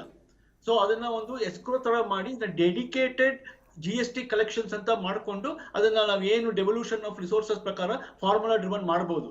ಬಟ್ ಏನಕ್ಕೆ ಮಾಡ್ತಾ ಇಲ್ಲ ಅಂದ್ರೆ ನೀವು ಮೊದಲೇ ಹೇಳಿದೆ, ಬಹಳ ಸುಲಭವಾಗಿ ಲೋ ಲೈಯಿಂಗ್ ಫ್ರೂಟ್ ಅಂತೀವಿ. ಏನ್ ನಮ್ಗೆ ದುಡ್ಡು ಕಾಣದೇ ಇದ್ದಾಗ ಪೆಟ್ರೋಲ್ ಟ್ಯಾಕ್ಸ್ ಹಾಕು, ಡೀಸೆಲ್ ಟ್ಯಾಕ್ಸ್ ಹಾಕು, ಯಾಕಂದ್ರೆ ಅದನ್ನ ಮಿಡ್ ನೈಟ್ 12 ಚೇಂಜ್ ಮಾಡಬಹುದು. ಇನ್ಯಾವ ಟ್ಯಾಕ್ಸು ನಿಮ್ಗೆ ಆಗೋದಿಲ್ಲ. ಇನ್ಕಮ್ ಟ್ಯಾಕ್ಸ್ ಆಗಲ್ಲ, ಕಮರ್ಷಿಯಲ್ ಟ್ಯಾಕ್ಸ್ ಆಗಲ್ಲ, ಕಾರ್ಪೊರೇಟ್ ಟ್ಯಾಕ್ಸ್ ಆಗಲ್ಲ. ಸೊ ಯಾವುದೇ GST ಅದು ಫಿಕ್ಸ್ಡ್ ಆಗೋಗಿದೆ. So GST one tax one nation ಅಂದು ಇದ್ಯಾತಕ್ಕೆ ಒನ್ ಟ್ಯಾಕ್ಸ್ ಒನ್ ನೇಷನ್ ಬರಲ್ಲ? ಯಾಕಂದ್ರೆ ಇದ್ರಲ್ಲಿ ಬಹಳ ಸುಲಭವಾಗಿ ದುಡ್ಡು ಮಾಡಬಹುದು. ಜನರ ಜೋಬಿಗೆ ಬಹಳ ಈಸಿಯಾಗಿ ಕೈ ಹಾಕ್ಬಿಟ್ಟು ಡೀಪ್ ಪಾಕೆಟ್ ಅಂತೀವಿ ನಾವು. ಲೋ ಲೈಯಿಂಗ್ ಫ್ರೂಟ್ ಇದು, ಪಟಕ್ಕಂತ ಕಿತ್ಬಿಡ್ಬೋದು, ಹಾರ್ದೇ ಕಿತ್ಬೋದು, ಏನಿ ಇಲ್ಲದೆ ಕಿತ್ಬೋದು. ಏನು ಬೇಡ ಇದಕ್ಕೆ, ಸುಮ್ನೆ ರಾತ್ರಿಯಿಂದ ಚೇಂಜ್. ಯಾಕೆ ಚೇಂಜು? ಯಾವ ಲಾಜಿಕ್ ಈಸ್ ಟ್ರಾಜಿಕ್ ಇಲ್ಲಿ. ನಾವು ಇದನ್ನ ಸ್ಟೇಟ್ ಗೌರ್ಮೆಂಟ್ ಬಿಟ್ಟು ಮತ್ತೆ GST ತರದೆ ಇಂಟರ್ನ್ಯಾಷನಲ್ ಪ್ರೈಸ್ ಲಿಂಕ್ ಮಾಡಿಕೊಂಡು 50% ಆಫ್ ದಿ ಪ್ರೊಡಕ್ಷನ್ ಚಂದನ್ ಅವರೇ ನಮ್ದು ಡೊಮೆಸ್ಟಿಕ್ ಪ್ರೊಡಕ್ಷನ್ ಇದೆ. ಅದನ್ನ ಯಾತಕ್ಕೆ ಇಂಟರ್ನ್ಯಾಷನಲ್ ಬ್ಯಾಸ್ಕೆಟ್ ಹಾಕ್ಬೇಕು ರೇಟ್ ಡಿಟರ್ಮಿನೇಷನ್ಗೆ? ಅದನ್ನ ಡೆಡಿಕೇಟೆಡ್ LPGಗೆ, ಬಡಬಗ್ಗರಿಗೆ, ನಮ್ಮ ಇನ್ನು ಪಿರಮಿಡ್ ಅಲ್ಲಿ ಏನ್ ಹೇಳ್ತೀವಿ, ಬಾಟಮ್ ಲೋ ಪಿರಮಿಡ್ 40% ಅದೇ ಸಬ್ಸಿಡಿ ತೆಗೆದ್ವಿ. 10 ಲಕ್ಷ ಎಲಿಜಿಬಿಲಿಟಿನಾಗ 5 ಲಕ್ಷಕ್ಕೆ ತರಬೇಕು ಅಂತ ಇದೀವಿ ಉಜ್ವಲ ಸ್ಕೀಮ್ಗೆ, ಸಬ್ಸಿಡಿ ಕೊಡ್ತಾ ಇಲ್ಲ. ಅಂದ್ರೆ ಏನ್ ಮಾಡ್ತಾ ಇದೀವಿ? ಆಮೇಲೆ ಬರೀ ಇದನ್ನೇ ಕೊಟ್ರೆ ನೆಕ್ಸ್ಟ್ ಇನ್ನ ಬಹಳ ಇಂಪಾರ್ಟೆಂಟ್ ಇದೆ. ನೀವ್ ಹೇಳಿದ್ರಿ 5 ರೂಪಾಯಿ ಕೊಟ್ಟು ಸೇವಿಂಗ್ಸ್ ಬಹಳ ಇಂಪಾರ್ಟೆಂಟ್. ಸ್ವಲ್ಪ ಮುಂದಕ್ಕೆ ಹೋಗ್ತೀವಿ. ಈ 5 ರೂಪಾಯಿ ಅವ್ನು ಇಲ್ದೇ ಇದ್ರೆ ಅವ್ನು 10 ರೂಪಾಯಿ ದುಡಿಯಕ್ಕಾಗಲ್ಲ, ಕೆಲ್ಸಕ್ಕೆ ಹೋಗಕ್ಕಾಗಲ್ಲ. So the marginal propensity to consume ಕಡಿಮೆ ಆಗ್ಬಿಡುತ್ತೆ ಅವ್ನಿಗೆ. ಅವ್ನು ಹೋಗೋ ಕೆಲಸ ಮಾಡಕ್ಕೆ ವೆಹಿಕಲ್ ಇಲ್ಲ, ಪೆಟ್ರೋಲ್ ಇಲ್ಲ, ಕೆಲಸ ಇಲ್ಲ. ಆಮೇಲೆ ದಿನನಿತ್ಯ ಬಳಕೆಗೆ ತಗೊಳ್ಳೋ ತರಕಾರಿ ಮತ್ತೆ ಮಿಲ್ಕ್, ಆಮೇಲೆ ಏನ್ ಇನ್ಫ್ಲೇಷನ್ ನೀವು ಹೇಳಿದ್ರಿ ಅದೆಲ್ಲ ಇನ್ ಮುಂದೆ ಜಾಸ್ತಿ ಆಗುತ್ತೆ. ನೀವು ಕೇಳಿದ್ರೆ ಏನಾಗುತ್ತೆ ಅಂತ. Petrol cascading effect. ಬರೀ ಪೆಟ್ರೋಲ್ ಮಾಡಿ ಒಂದು ಟ್ರಕ್ ಲೋಡ್ ಹಾಕಿದಾಗ ಅವ್ನಿಗೆ ಅದ್ರಲ್ಲಿ ಇರೋ ಸಾಮಾನಿಗೆಲ್ಲ 10 ರೂಪಾಯಿ ಜಾಸ್ತಿ ಮಾಡ್ತಾನೆ, ಬರೀ ಒಂದಕ್ಕೆ ಮಾಡಲ್ಲ ಅವನು. ಸೊ ಮೊಟ್ಟೆ ಜಾಸ್ತಿ ಆಗುತ್ತೆ, ಹಾಲ್ ಜಾಸ್ತಿ ಆಗುತ್ತೆ, ಚಿಕನ್ ಜಾಸ್ತಿ ಆಗುತ್ತೆ, ಮಟನ್. ಇದ್ರೆ ನಾ ಹೇಳ್ತಿರೋದು ಇದು ಸ್ಟಾಟಿಸ್ಟಿಕ್ಸ್ ಪ್ರಕಾರ, ಇವತ್ತಿನ ಡಾಟಾ ಪ್ರಕಾರ ಇದ್ರ ಇನ್ಫ್ಲೇಷನ್ ಜಾಸ್ತಿ. ಬರೀ ಓವರ್ ಆಲ್ ಇನ್ಫ್ಲೇಷನ್ ನೋಡ್ತಾ ಇದೀವಿ. ಬಟ್ ನೀವು ಸ್ಲೈಸ್ ಮಾಡಿದಾಗ ಚಿಕನ್ ಇನ್ಫ್ಲೇಷನ್ ಜಾಸ್ತಿ ಆಗುತ್ತೆ 3 ದಿನದಲ್ಲಿ. ಎಗ್ ಇನ್ಫ್ಲೇಷನ್, ಆಮೇಲೆ ಮಿಲ್ಕ್ ಇನ್ಫ್ಲೇಷನ್. ಯಾವುದೋ ಒಂದು ಆಸ್ಪೆಕ್ಟ್ ತಗೊಂಡ್ಬಿಟ್ಟು ತೊಂಡೆಕಾಯಿ ಬೆಲೆ ಕಡಿಮೆ ಆಯ್ತು ಅಂತ ಆಗಲ್ಲ, ಬರೀ ತೊಂಡೆಕಾಯಿ ಹುಳಿ ತಿನ್ನಕ್ಕಾಗಲ್ಲ. ಸೊ ಓವರ್ ಆಲ್ ಇನ್ಫ್ಲೇಷನ್ ನೋಡಿದಾಗ, ಸ್ಲೈಸ್ ಮಾಡಿದಾಗ petroleum inflation will be disastrous. ಆಮೇಲೆ ಇನ್ನ ತುಂಬಾ ಕಷ್ಟಕ್ಕೆ ಹೋಗ್ತೀವಿ. ಈಗ ನಾವು ಅದನ್ನ ತಕ್ಷಣ ಮಾಡ್ಬೇಕಾಗಿರೋದೇನು? ಈಗ ನಾವು ತಕ್ಷಣ GST ತರೋಕ್ಕಾಗಲ್ಲ. ಸೊ ನೀವು ಸೊಲ್ಯೂಷನ್ ಕೇಳ್ತೀವಿ. ಸೊಲ್ಯೂಷನ್ ಏನಂದ್ರೆ ಫಸ್ಟ್ ಸೆಂಟ್ರಲ್ ಟ್ಯಾಕ್ಸಸ್. ನನ್ನ ಪ್ರಕಾರ ಇನ್ನು 2-3 ದಿನದಲ್ಲಿ ಈ ಪ್ರೆಷರ್ ತಡ್ಕೊಳಕ್ ಆಗದೇನೆ ಸೆಂಟ್ರಲ್ ಟ್ಯಾಕ್ಸಸ್ ನ ಕಡಿಮೆ ಮಾಡ್ತಾರೆ. ಆಗ್ಲೇನೆ ಕೆಲವು ಪಬ್ಲಿಕ್ ಸೆಕ್ಟರ್ ಕಂಪನಿ ಜೊತೆ ಮಾತುಕತೆ ನಡೆದಿದೆ. ಅವ್ರು ಅಟ್ ಲೀಸ್ಟ್ ಇದನ್ನ ಸೈಲೆನ್ಸ್ ಮಾಡ್ಸಕ್ಕಾರು ಏನೋ ಒಂದು ಪುಟ್ಟ ಕ್ಯಾಂಡಿ ಅವರು ಬಾಯಲ್ಲಿ ಇಡಕ್ಕೋಸ್ಕರ ಸ್ವಲ್ಪ ಮಾರ್ಜಿನಲ್ಲಿ ಕಡಿಮೆ ಆಗುತ್ತೆ. ನಾನು ನಿಮ್ಮ ಹತ್ರ I request you to please be online sir. ನಾನು ನಿಮ್ಮ ಹತ್ರ LPG ಬಗ್ಗೆ ಮಾತನಾಡಬೇಕು. LPG ಜನಸಾಮಾನ್ಯರು ಗೃಹ ಬಳಕೆಗೆ ಬಳಸುವ 14.2 kg LPG ಕಮರ್ಷಿಯಲ್ಗೆ, ಸಣ್ಣ ಪುಟ್ಟ ಹೋಟ್ಲ್ಗಳು, ಪಾಪ ಸಣ್ಣ ಪುಟ್ಟ ಕ್ಯಾಂಟೀನ್ಗಳು 1200 ರೂಪಾಯಿ 1300 ರೂಪಾಯಿ ಕೊಟ್ಬಿಟ್ಟು 19 kgಯ ಸಿಲಿಂಡರ್ಗಳನ್ನು ಪರ್ಚೇಸ್ ಮಾಡಬೇಕಾದಂಥ ದುಸ್ಥಿತಿಗೆ ಬಂದು ತಲುಪಿಕೊಂಡು ಬಿಟ್ಟಿದ್ದಾರೆ. And they are not able to survive. ನಿಮ್ಗೆ ಹೇಳ್ತೀನಿ ಕೇಳಿ, ಸಣ್ಣ ಪುಟ್ಟ ಅಂಗಡಿಗಳು ಗ್ಯಾಸ್ ಬೆಲೆ ಏರಿಕೆಯಿಂದಾಗಿ ಇವತ್ತು ಹೋಟೆಲ್ಗಳನ್ನು ಮುಚ್ಕೊಂಡು ಹೋಗ್ತಾ ಇದ್ದಾವೆ. They are winding up their shops. ಹೆಂಗ್ರಿ ಆಗುತ್ತೆ, 1-2 ರೂಪಾಯಿ ಜಾಸ್ತಿ ಮಾಡಿದ್ರೆ ಆಗೋಯ್ತು ದೋಸೆಗೆ ಅಂತ ಅನ್ಬೇಡಿ.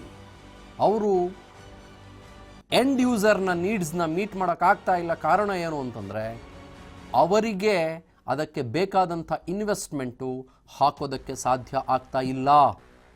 ಒಂದು ಕಡೆ ಡೀಸೆಲ್ ಪೆಟ್ರೋಲ್ ಕಥೆ ಆಯಿತು, ಮತ್ತೊಂದು ಕಡೆ ಲಿಕ್ವಿಫೈಡ್ ಪೆಟ್ರೋಲಿಯಂ ಗ್ಯಾಸ್ LPG ಬಗ್ಗೆ ಮಾತಾಡೋಣ. ನಿಮಗೂ LPG ಸಿಕ್ಕಾಪಟ್ಟೆ ಭಾರ ಅನಿಸಿದೆಯಾ ಜೇಬಿಗೆ? ಇವತ್ತು ಬೆಳಗ್ಗೆ ಏನಾದರೂ ಬುಕ್ ಮಾಡಿದ್ರಾ? ಇವತ್ತು 25 ರೂಪಾಯಿ ಜಾಸ್ತಿ ಆಗೋಯ್ತು. ನೀವು ನೆನ್ನೆ ಬುಕ್ ಮಾಡಬೇಕಾಗಿದ್ದವ್ರು ನಾಳೆ ಬುಕ್ ಮಾಡೋಣ ಬಿಡು, ಇನ್ನೊಂದು 4 ದಿನ ಬರುತ್ತೆ ಅಂತ ಅಂದ್ಕೊಂಡವರು ಇವತ್ತು 25 ರೂಪಾಯಿ ಜಾಸ್ತಿ ಆಗಿದ್ದನ್ನು ನೋಡಿ ಅಯ್ಯೋ ನೆನ್ನೆ ಬುಕ್ ಮಾಡಬೇಕಾಗಿತ್ತು ಅಂತ ಅಂದ್ಕೊಂಡಿರ್ತೀರಿ ನೀವು. ನನಗೆ ಭಾಳ ಚೆನ್ನಾಗಿ ಗೊತ್ತಿತ್ತು. ನಮ್ಮ ಮಧ್ಯಮ ವರ್ಗದವರ ದುಡ್ಡು ಉಳಿಸುವ ಅನೇಕ ಪ್ರಯತ್ನಗಳು ಮತ್ತು ಒಂದೊಂದು ರೂಪಾಯಿಗೆ ಕಷ್ಟಪಡುವ ಹೋರಾಟಗಳು I certainly understand. We will talk about it. ನಮ್ಮ ಬೆಳಗಾವಿಯ ಪ್ರತಿನಿಧಿ ಶ್ರೀಧರ್ ಕೋಟಾರ್ ಗಸ್ತಿ ಲೈವ್ನಲ್ಲಿ ಜಾಯ್ನ್ ಆಗಿದ್ದಾರೆ. ಒಂದಿಷ್ಟು ಜನರನ್ನು ಮಾತನಾಡಿಸ್ತಾರೆ. ಶ್ರೀಧರ್, ಆ್ಯಕ್ಚುಲಿ ಇವತ್ತಿನ ಮಟ್ಟಕ್ಕೆ ಬೆಳಗಾವಿಯಲ್ಲಿ ಸುದ್ದಿಯ ಸದ್ದು ಮಾಡ್ತಾ ಇರೋ ವಿಷಯ ಹಲವಿದ್ದಾವೆ, ನಿಮಗೂ ಭಾಳ ಚೆನ್ನಾಗಿ ಗೊತ್ತು. ಆದರೆ ನಾವಿವತ್ತು ಸಾಹುಕಾರರ ಬಗ್ಗೆ ಮಾತನಾಡದೆ ಮಧ್ಯಮ ವರ್ಗದವರ ಬಗ್ಗೆ, ಬಡವರ ಬಗ್ಗೆ ಮಾತನಾಡಬೇಕು ಅಂತ ಬಯಸಿದ್ದೇವೆ ಈ ಹಂತದಲ್ಲಿ. ಹಾಗಾಗಿ ನಿಮ್ಮ ಅಭಿಪ್ರಾಯ ಬಹಳ ಮುಖ್ಯ. ನನಗೆ ಜನರ ಅಭಿಪ್ರಾಯ ಬಹಳ ಮುಖ್ಯ. LPG ಜಾಸ್ತಿ ಆಗಿದೆ, ಏನಂತಾರೆ? ತಾವು ಎಲ್ಲಿದ್ದೀರಿ? ಯಾವುದಾದ್ರೂ ಹೋಟ್ಲಲ್ಲಿ ಇದ್ದೀರಿ ಅಂತ ಅನಿಸ್ತಿದೆ ನನಗೆ. ಎಲ್ಲಿದ್ದೀರಿ? ಆ ಹೋಟ್ಲ್ ಹೆಸರೇನು? ಏನಂತಾರಲ್ಲಿರೋರು? ಮಾತಾಡಿಸಿ. Go ahead, over to you. Chandan, ನಾನು ಚಂದನ್, ನಾನೀಗ ಬೆಳಗಾವಿಯ ಶಿವ ಹೋಟೆಲ್ನಲ್ಲಿ ಇರ್ತಕ್ಕಂಥದ್ದು. ಪ್ರಮುಖವಾಗಿ ನಾವೇನು ಹೋಟೆಲ್ ಮಾಲೀಕರನ್ನು ಮಾತಾಡ್ಸೋಣ. ಯಾಕಂದರೆ ಪೆಟ್ರೋಲ್ ಡೀಸೆಲ್ ಜೊತೆಗೆ ಏನು ಗ್ಯಾಸ್ ದರ ಹೆಚ್ಚಳ ಆಗಿದ್ದರಿಂದ ಇದರ ನೇರ ಹೊಡಿತ ಬಡವರ ಮೇಲಾಗುತ್ತೆ, ಮಧ್ಯಮ ವರ್ಗದವರ ಮೇಲಾಗುತ್ತೆ. ಅದೇ ರೀತಿ ಚಿಕ್ಕ ಚಿಕ್ಕ ಉದ್ಯಮಗಳನ್ನು ಅಂದರೆ ಹೋಟೆಲ್ ಉದ್ಯಮಗಳನ್ನು ನಡೆಸ್ಕೊಂಡು ಹೋಗುವಂಥವ್ರ ಮೇಲೆ ಕೂಡ ಇದರ ಸಾಕಷ್ಟು ಪರಿಣಾಮ ಆಗುತ್ತೆ. ಬನ್ನಿ, ಹಾಗಾದರೆ ಇಲ್ಲಿ ಹೋಟೆಲ್ನಲ್ಲಿ ಇರ್ತಕ್ಕಂಥ ಅಲ್ಲಿ ಸ್ಥಳೀಯ ಅವ್ರ ಸಿಬ್ಬಂದಿಗಳಿದ್ದಾರೆ, ಜೊತೆಗೆ ಮಾಲೀಕರವ್ರನ್ನ ಮಾತಾಡ್ಸೋಕ್ಕೆ ಪ್ರಯತ್ನ ಮಾಡ್ತೀನಿ. ಏನು ಪ್ರಮುಖವಾಗಿ ಗ್ಯಾಸ್ ರೇಟ್ ಜಾಸ್ತಿ ಆಗಿದೆ, ಎಷ್ಟು ರೇಟ್ ಜಾಸ್ತಿ ಆಗಿರ್ತಕ್ಕಂಥದ್ದು, ಆಮೇಲೆ ಎಷ್ಟು ನಿಮಗೆ ಅದು ಹೊರೆ ಆಗ್ತಾ ಇದೆ? ಇಲ್ಲ, ಯಾಕಂತ ಹೇಳಿದ್ರೆ ಅಂತಾರಾಷ್ಟ್ರೀಯ ಮಟ್ಟದಲ್ಲಿ ಕಚ್ಚಾ ತೈಲ ಬೆಲೆ ಏರಿಕೆ ಅಂದರೆ ಇಲ್ಲಿ ವ್ಯವಸ್ಥೆಯಲ್ಲಿ ಜಾಸ್ತಿ ಆಗಿದೆ. ಆದರೆ ನಮಗೇನು ಈ ಗ್ಯಾಸದು ಒಂದೇ ಅಲ್ಲ, ಪೆಟ್ರೋಲ್ ಮತ್ತು ಪೆಟ್ರೋಲ್ ಆದಮೇಲೆ ಟ್ರಾನ್ಸ್ಪೋರ್ಟಾಗಿ ನೀರುಳ್ಳಿ, ಅಕ್ಕಿ, ಬೆಳ್ಳುಳ್ಳಿ ಎಲ್ಲವೂ ಜಾಸ್ತಿ ಆಗಿದೆ. ಆದ ತಕ್ಷಣ ಅದು ದಿನದಿಂದ ದಿನಕ್ಕೆ ಹೆಚ್ಚಾಕೊಂಡು ಹೋಗ್ತಾ ಇದೆ. ಆ ರೇಟ್ ಮಾರ್ಕೆಟಲ್ಲಿ ಹೆಚ್ಚಾದಾಗ ನಾವು ಮೆನು ಅಂದರೆ ಊಟದ ಡೈಲಿ ಹೆಚ್ಚು ಮಾಡಲಿಕ್ಕೆ ಆಗ್ತಾಯಿಲ್ಲ. ಮತ್ತು ಹೆಚ್ಚು ಮಾಡಿದಾಗ ನೇರವಾಗಿ ಗ್ರಾಹಕರಿಗೆ ಪರಿಣಾಮ ಬೀರ್ತಾ ಇದೆ. ಯಾಕಂದರೆ ಕೊರೋನಾ ಬಂದ ಆರ್ಥಿಕ ಸಂಕಷ್ಟದಲ್ಲಿದ್ದಾರೆ, ವಿಚಾರ ಮಾಡಿ ಹೋಟ್ಲಿಗೆ ಬರ್ತಾ ಇದ್ದಾರೆ. ಹಾಗಂತ ಹೇಳಿ ಸಿಕ್ಕಾಪಟ್ಟೆ ವ್ಯಾಪಾರದ ಮೇಲೆ ಹೊಡೆತ ಬೀಳ್ತದೆ. ನಾವೇನು ತಿಳ್ಕೊಂಡು ಇವತ್ತು ಕಮ್ಮಿ ಆಗ್ಬೋದು, ನಾಳೆ ಕಮ್ಮಿ ಆಗ್ಬೋದು, ಇದು ದಿನದಿಂದ ಏರ್ಕೊಂಡೇ ಹೋಗ್ತದೆ. ಇದು ತುಂಬ ಸಂಕಷ್ಟ ತಂದು ನಮ್ಮನ್ನು. ಮುಂಚೆ ಈ ಕಮರ್ಷಿಯಲ್ ಗ್ಯಾಸ್ ಎಷ್ಟು ಕೊಡ್ತಿದ್ರಿ, ಇವಾಗ ಎಷ್ಟು ರೇಟ್ ಜಾಸ್ತಿ ಆಗಿದೆ? ಮುಂಚೆ ಕಮರ್ಷಿಯಲ್ ಗ್ಯಾಸ್ 1100 ಇದ್ದಿದ್ದು ಈಗ ಸೀದಾ 18 ಅಂದರೆ 1100 ಇದ್ದು ಈಗ ಸೀದಾ 2100 ರೂಪಾಯಿ ಆಗಿದೆ. ಅಂತೇಳಿ ಸುಮಾರು 800 ರೂಪಾಯಿ ಏರಿಕೆ ಆಗಿದೆ. ಅದೀಗ ಗ್ಯಾಸು ಅದೊಂತಂತಲ್ಲ, ಎಲ್ಲದು ಎಣ್ಣೆಗಳು ಮುಖ್ಯವಾಗಿ ಎಣ್ಣೆ ಬೇಕಾಗ್ತದೆ. ಎಣ್ಣೆ 1000 ಇದ್ದಿದ್ದು ಈಗ ಸೀದಾ 2000, 1 ಡಬಲ್ ಆಗಿದೆ. ಅಂತ ಹೇಳಿ ನಾವು ಡಬಲ್ ಎಲ್ಲ ತಿಂಡಿ ತಿನಿಸುಗಳಿಗೆ ಡಬಲ್ ಮಾಡಲಿಕ್ಕೆ ಆಗೋದಿಲ್ಲ. ಹಾಗಾಗಿ ತುಂಬ ಏನು ಉಳಿತಿಲ್ಲ, ಆ ಪರಿಸ್ಥಿತಿ ಬಂದು ನಿಂತಿದೆ. ಒಟ್ಟು ಹೋಟ್ಲು ನಡೆಸಬೇಕಾಗಿತ್ತು, ಸುಮ್ಮನೆ ಒಂದು ಹೋಟ್ಲು ನಡೆಸಬೇಕಾದ ಪರಿಸ್ಥಿತಿ ಬಂದು ಹೋಗಿದೆ. ಅದು ಸಂಕಷ್ಟ ಬಂದಿದೆ ನಮ್ಗೆ ಸಿಕ್ಕಾಪಟ್ಟೆ. ಈಗ ಹೋಟೆಲ್ ಆದಾಯ ಕೂಡ ಕಡಿಮೆ ಆಗಿರ್ತದೆ, ಇದರಿಂದ ನಿಮ್ಗೆ ಹೊರತಾಗಿ ಇದೇ ರೀತಿ ಮುಂದುವರಿದ್ರೆ ಏನು ದರ ಏರಿಸುವಂಥ ಪರಿಸ್ಥಿತಿ ಅನಿವಾರ್ಯ ಆಗುತ್ತೆ. ಹೌದು, ದರ ಏರಿಸುವಂಥ ಪರಿಸ್ಥಿತಿ ಅನಿವಾರ್ಯ ಆಗ್ತದೆ. ಮತ್ತು ಈ ರೇಟಲ್ಲಿ ನಮಗೆ ಲಾಸ್ ಆಗ್ತಾ ಇದೆ. ಯಾಕಂತ ಹೇಳಿದ್ರೆ ಬರುವಂಥ ನಾವೇನು ಬರುವಂಥ ಪದಾರ್ಥಗಳು ಕಚ್ಚಾ ವಸ್ತುಗಳ ಮೇಲೆ ಇಷ್ಟು ರೇಟ್ ಆದರೆ ಮತ್ತು ಬರುವಂಥ ಪದಾರ್ಥಗಳು ನಮಗೆ ಉಪಯೋಗ ತರೋದಿಲ್ಲ, ಅಂದರೆ ಹೆಚ್ಚು ಲಾಭದಾಯಕ ತರೋದಿಲ್ಲ. ಇನ್ನು ಮುಂದಿನ ದಿನಗಳು ಹೆಚ್ಚು ಮಾಡಲೇಬೇಕಾಗ್ತದೆ.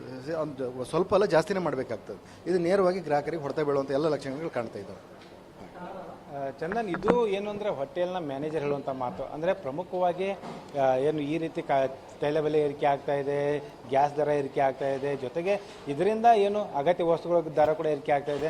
ಈ ರೀತಿ ದಿನೇ ದಿನೇ ದರ ಏರಿಕೆ ಆಗ್ತಿದೆ ಅಂತೇಳಿ ಹಾಗಂತ ಹೋಟೆಲ್ನಲ್ಲಿ ಕೂಡ ದಿನೇ ದಿನೇ ರೇಟ್ ಕಾರ್ಡ್ ಮೆನ್ಯೂನ ಚೇಂಜ್ ಮಾಡೋಕ್ಕಾಗೋದಿಲ್ಲ. ಆದರೆ ಇವತ್ತು ನಾಳೆ ಕಡಿಮೆ ಆಗುತ್ತೆ ಅನ್ನೋಂಥ ಒಂದು ನಾವು ನಿರೀಕ್ಷೆಯಲ್ಲಿದ್ದೇವೆ. ಆದರೆ ಆ ಒಂದು ಕಡಿಮೆ ಆಗುವಂಥ ಲಕ್ಷಣ ಎಲ್ಲಿ ಕೂಡ ಕಂಡು ಬರ್ತಾ ಇಲ್ಲ. ಇದೇ ರೀತಿ ಮುಂದುವರೆದ್ರೆ ಖಂಡಿತವಾಗಿಯೂ ನಾವು ಹೋಟೆಲ್ನಲ್ಲಿರ್ತಕ್ಕಂಥ ಏನು ಪದಾರ್ಥಗಳಿದಾವೆ ಅದರ ಮೇಲೆ ಒಂದು ನಾವು ರೇಟನ್ನು ಹೆಚ್ಚಿಸಬೇಕಾಗತ್ತೆ ಅನ್ನೋಂಥ ಮಾತನ್ನು ಹೋಟೆಲ್ನ ಏನು ಮ್ಯಾನೇಜರ್ ಹೇಳುವಂಥ ಮಾತು. Chandan, right, thank you Sridhar for all your fantastic updates. Thank you. ನೋಡಿ, ಇದು ಕ್ಯಾಸ್ಕೇಡಿಂಗ್ ಎಫೆಕ್ಟ್ ಅಂತ ಹೇಳೋದು ಇದೆ. This is what we call as cascading effect. Narendra ಅವರು ಮತ್ತೆ I believe he is now on live. Narendra ಅವರು ಸಂಪರ್ಕದಲ್ಲಿ ಇದ್ದಾರೆ ಅಂತ ಅಂದ್ಕೊಳ್ತಿದ್ದೀನಿ ನಾನು. Yes, he is on live. ಮತ್ತೆ ಹೋಗೋಣ ನರೇಂದ್ರ ಅವರಿಗೆ. ಸರ್, LPG ಬಗ್ಗೆ ಏನು ಸರ್ ಇದು? ನಿಮ್ಗೆ ಇದು extension of petrol and diesel issue. Chandan ಅವರೇ, LPG ನಾವು ಬಹಳ ಪಾಲಿಸಿ, ನೀವು ಹೇಳಿದ್ರಿ ಇದು ಪೊಲಿಟಿಕಲ್ ಪಾರ್ಟೀಸ್ ಬಗ್ಗೆ ಚರ್ಚೆ ಮಾಡಲು ಪಾಯಿಂಟೇ ಇಲ್ಲ. ಯಾಕಂದ್ರೆ ಇದು ನಡ್ಕೊಂಡು ಬಂದ್ಬಿಟ್ಟಿದೆ. ಇದು ಮೊದ್ಲಿಂದ ಡಿರೆಗ್ಯುಲೇಷನ್ ಮಾಡಿದೀವಿ, ಆಮೇಲೆ ಸಬ್ಸಿಡಿ ಕೊಟ್ಟಿದ್ದೀವಿ ಅಂತ ಹೇಳ್ತೀವಿ, ಆಮೇಲೆ ಉಜ್ವಲ ಸ್ಕೀಮ್ ಬಂತು. ನೀವು ನೋಡಿದ್ರೆ 3 ಹಂತದಲ್ಲಿ ನಾವು ಪಾಲಿಸಿ ಈಗ ಫೇಲ್ ಆಗಿದ್ದೀವಿ. ಆಮೇಲೆ ಮತ್ತೆ ನಾವು ಕ್ರೈಸಿಸ್ ನ ಅಪರ್ಚುನಿಟಿ ತರ ತಗೊಳ್ಳದೆ ನಾವು ಅದನ್ನ ಆ ಒಳ್ಳೆ ಪೀರಿಯಡ್ ಅಂದ್ರೆ ಕೋವಿಡ್ ಬಂದು ನಮ್ಗೆ ಬಹಳ ತೊಂದರೆ ಆಗಿದೆ, ಜೀವನ ಎಲ್ಲಾನು. ಆದ್ರೆ ಆ ಟೈಮಲ್ಲಿ ನಾವು ಪಾಲಿಸಿ, ಈಗ ರಜಾ ಬಂದಾಗ ಹೋಮ್ವರ್ಕ್ ಮಾಡ್ಕೊಂಡು ಅಪ್ಡೇಟ್ ಮಾಡ್ಕೊಂಡಂಗೆ ಅದು ಮಾಡ್ಲಿಲ್ಲ ನಾವು. ಈಗ ಉಜ್ವಲ ಸ್ಕೀಮ್ ಅಲ್ಲಿ ಕೊಡೋ ಸಬ್ಸಿಡಿ LPG ಕೊಡ್ಲಿಲ್ಲ, ನಿಲ್ಸಿದೀವಿ, ದೊಡ್ಡ ಹೊಡೆತ. ಆಮೇಲೆ 10,000 ಕೋಟಿ ಅದನ್ನ ಇನ್ನ ಪೆಂಡಿಂಗ್ ಇಟ್ಕೊಂಡಿದ್ದೀವಿ. ಆಮೇಲೆ ಎಲಿಜಿಬಿಲಿಟಿ ನಾವು ಸಬ್ಸಿಡೈಸ್ ಸಿಲಿಂಡರ್ಗೆ 1 ಲಕ್ಷ ರೂಪಾಯಿ 10 ಲಕ್ಷ ರೂಪಾಯಿ ಇನ್ಕಮ್ ನ 5 ಲಕ್ಷ ರೂಪಾಯಿ ತರಬೇಕು ಅಂತ ಚಿಂತನೆ ಮಾಡ್ತಾ ಇದ್ದೀವಿ. ಅಂದ್ರೆ ನಾವು ದಿನನಿತ್ಯ ಹಾಹಾಕಾರವಾಗಿ ಒದ್ದಾಡ್ತಿರುವಾಗ ನಮ್ದು ಪಾಲಿಸಿ ಎಲ್ಲ ಬೇರೆ ಡೈರೆಕ್ಷನ್ ಹೋಗ್ತಾ ಇದೆ. ನಂಗೆ ಅರ್ಥನೇ ಆಗ್ತಾ ಇಲ್ಲ ಇದು. ಮತ್ತೆ ನಾವು ಹಳೆ ಬೇಸಿಕ್ ಪಾಯಿಂಟ್ ಹೋಗ್ತೀವಿ, ಬಹಳ ಸುಲಭವಾಗಿ ನಮ್ಗೆ ದುಡ್ಡು ಬರೋ ಯಾವ ಐಟಮ್ಸ್ ಇದೆ ಅದಕ್ಕೆ ನಾವು ಮಾಡ್ತಾ, ಅಂದ್ರೆ ನಾವು ಅಂತ ಒಂದು ಫ್ರಸ್ಟ್ರೇಟೆಡ್, ಆಮೇಲೆ driven to the wall situation. ದುಡ್ಡಿಲ್ಲ ಗೌರ್ಮೆಂಟ್ ಅಲ್ಲಿ ಅಂತ. ಸೊ ಯಾವ್ದು ಬಹಳ ಈಸಿಯಾಗಿ ಸಿಗುತ್ತೆ ನಮ್ಗೆ? ಮಿಡ್ ನೈಟ್ ಆಫ್ 12 ಫ್ರೀಡಮ್ ಬಂದಂಗೆ, stroke of 12, petrol, diesel, LPG, stamp duty, liquor, ಈ 5 ಬಹಳ ಸುಲಭ, ತಕ್ಷಣ ಚೇಂಜ್ ಮಾಡ್ಬಿಡ್ಬೋದು ನಾವು. ಸೊ ಅದಕ್ಕೋಸ್ಕರ ಮಾಡ್ಕೊಂಡು ಇದನ್ನ ನಾವೀಗ LPG ನ ಪ್ರಾಬ್ಲಮ್ ಮಾಡ್ಕೊಂಡಿದ್ದೀವಿ.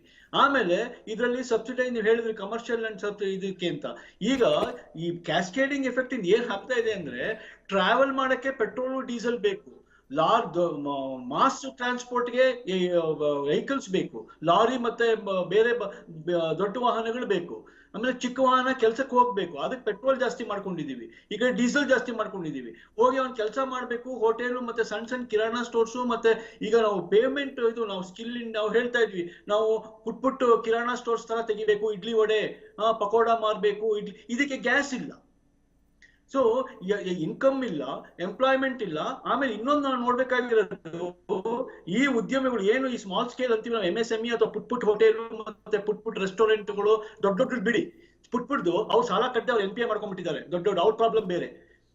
ಇಲ್ಲಿ ಚಿಕ್ಕವ್ರದ್ದು ಏನಾಗುತ್ತೆ, ಅವ್ರಿಗೆ ಅಲ್ಲಿರೋ ಕೆಲಸಗಾರರನ್ನ ಇಟ್ಕೊಳ್ಳಕ್ಕೆ ಅವ್ರಿಗೆ ಸಂಬಳ ಕೊಡ್ಬೇಕಾಗಿದೆ. ಎಷ್ಟೊಂದು ಜನ ವಾಪಸ್ ಹೊಟ್ಟೋಗಿದ್ದಾರೆ, 60-70% ಎಂಪ್ಲಾಯ್ಮೆಂಟ್ ಇಲ್ಲ.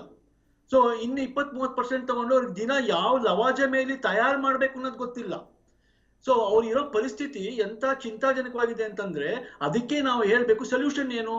ಸೊಲ್ಯೂಷನ್ ಮತ್ತೆ ಅದೇ ಹೇಳೋದು, GST ತರಬೇಕು, ಆಮೇಲೆ ಈ ಟ್ಯಾಕ್ಸ್ ನಾವು ಬೇರ್ ಮಾಡ್ಲೇಬೇಕು ಗವರ್ಮೆಂಟ್. ಆಮೇಲೆ ಎಲ್ಲದಕ್ಕಿಂತ ಹೆಚ್ಚಾಗಿ ನಾವು ಯೂನಿವರ್ಸಲ್ ಬೇಸಿಕ್ ಇನ್ಕಮ್ ಅಂತ ಏನ್ ಕಾನ್ಸೆಪ್ಟ್ ಮೊದ್ಲಿಂದ ಅದನ್ನ ನಾವು ಪ್ರಪೇರ್ ಮಾಡ್ತಾ ಇದ್ದೀವಿ, ಅದನ್ನ ಜಾರಿಗೆ ತರಲೇಬೇಕಾಗುತ್ತೆ. ಈ ಕ್ರೈಸಿಸ್ ಅಲ್ಲಿ ನಾವು ಅವ್ರಿಗೆ ಹಣ ಜಾಸ್ತಿ ಮಾಡೋದಲ್ಲ, ಎಷ್ಟಾಗಿದೆಯೋ ಅದನ್ನ ಅವ್ರಿಗೆ ತುಂಬಬೇಕು ನಾವು. ನೀವು ಪೆಟ್ರೋಲ್ ಗ್ಯಾಸ್ ಕೊಟ್ರೆ ಅವ್ರಿಗೆ ನಾಳೆ ತಿನ್ನಕ್ಕೆ ಏನ್ ಬೇಕು?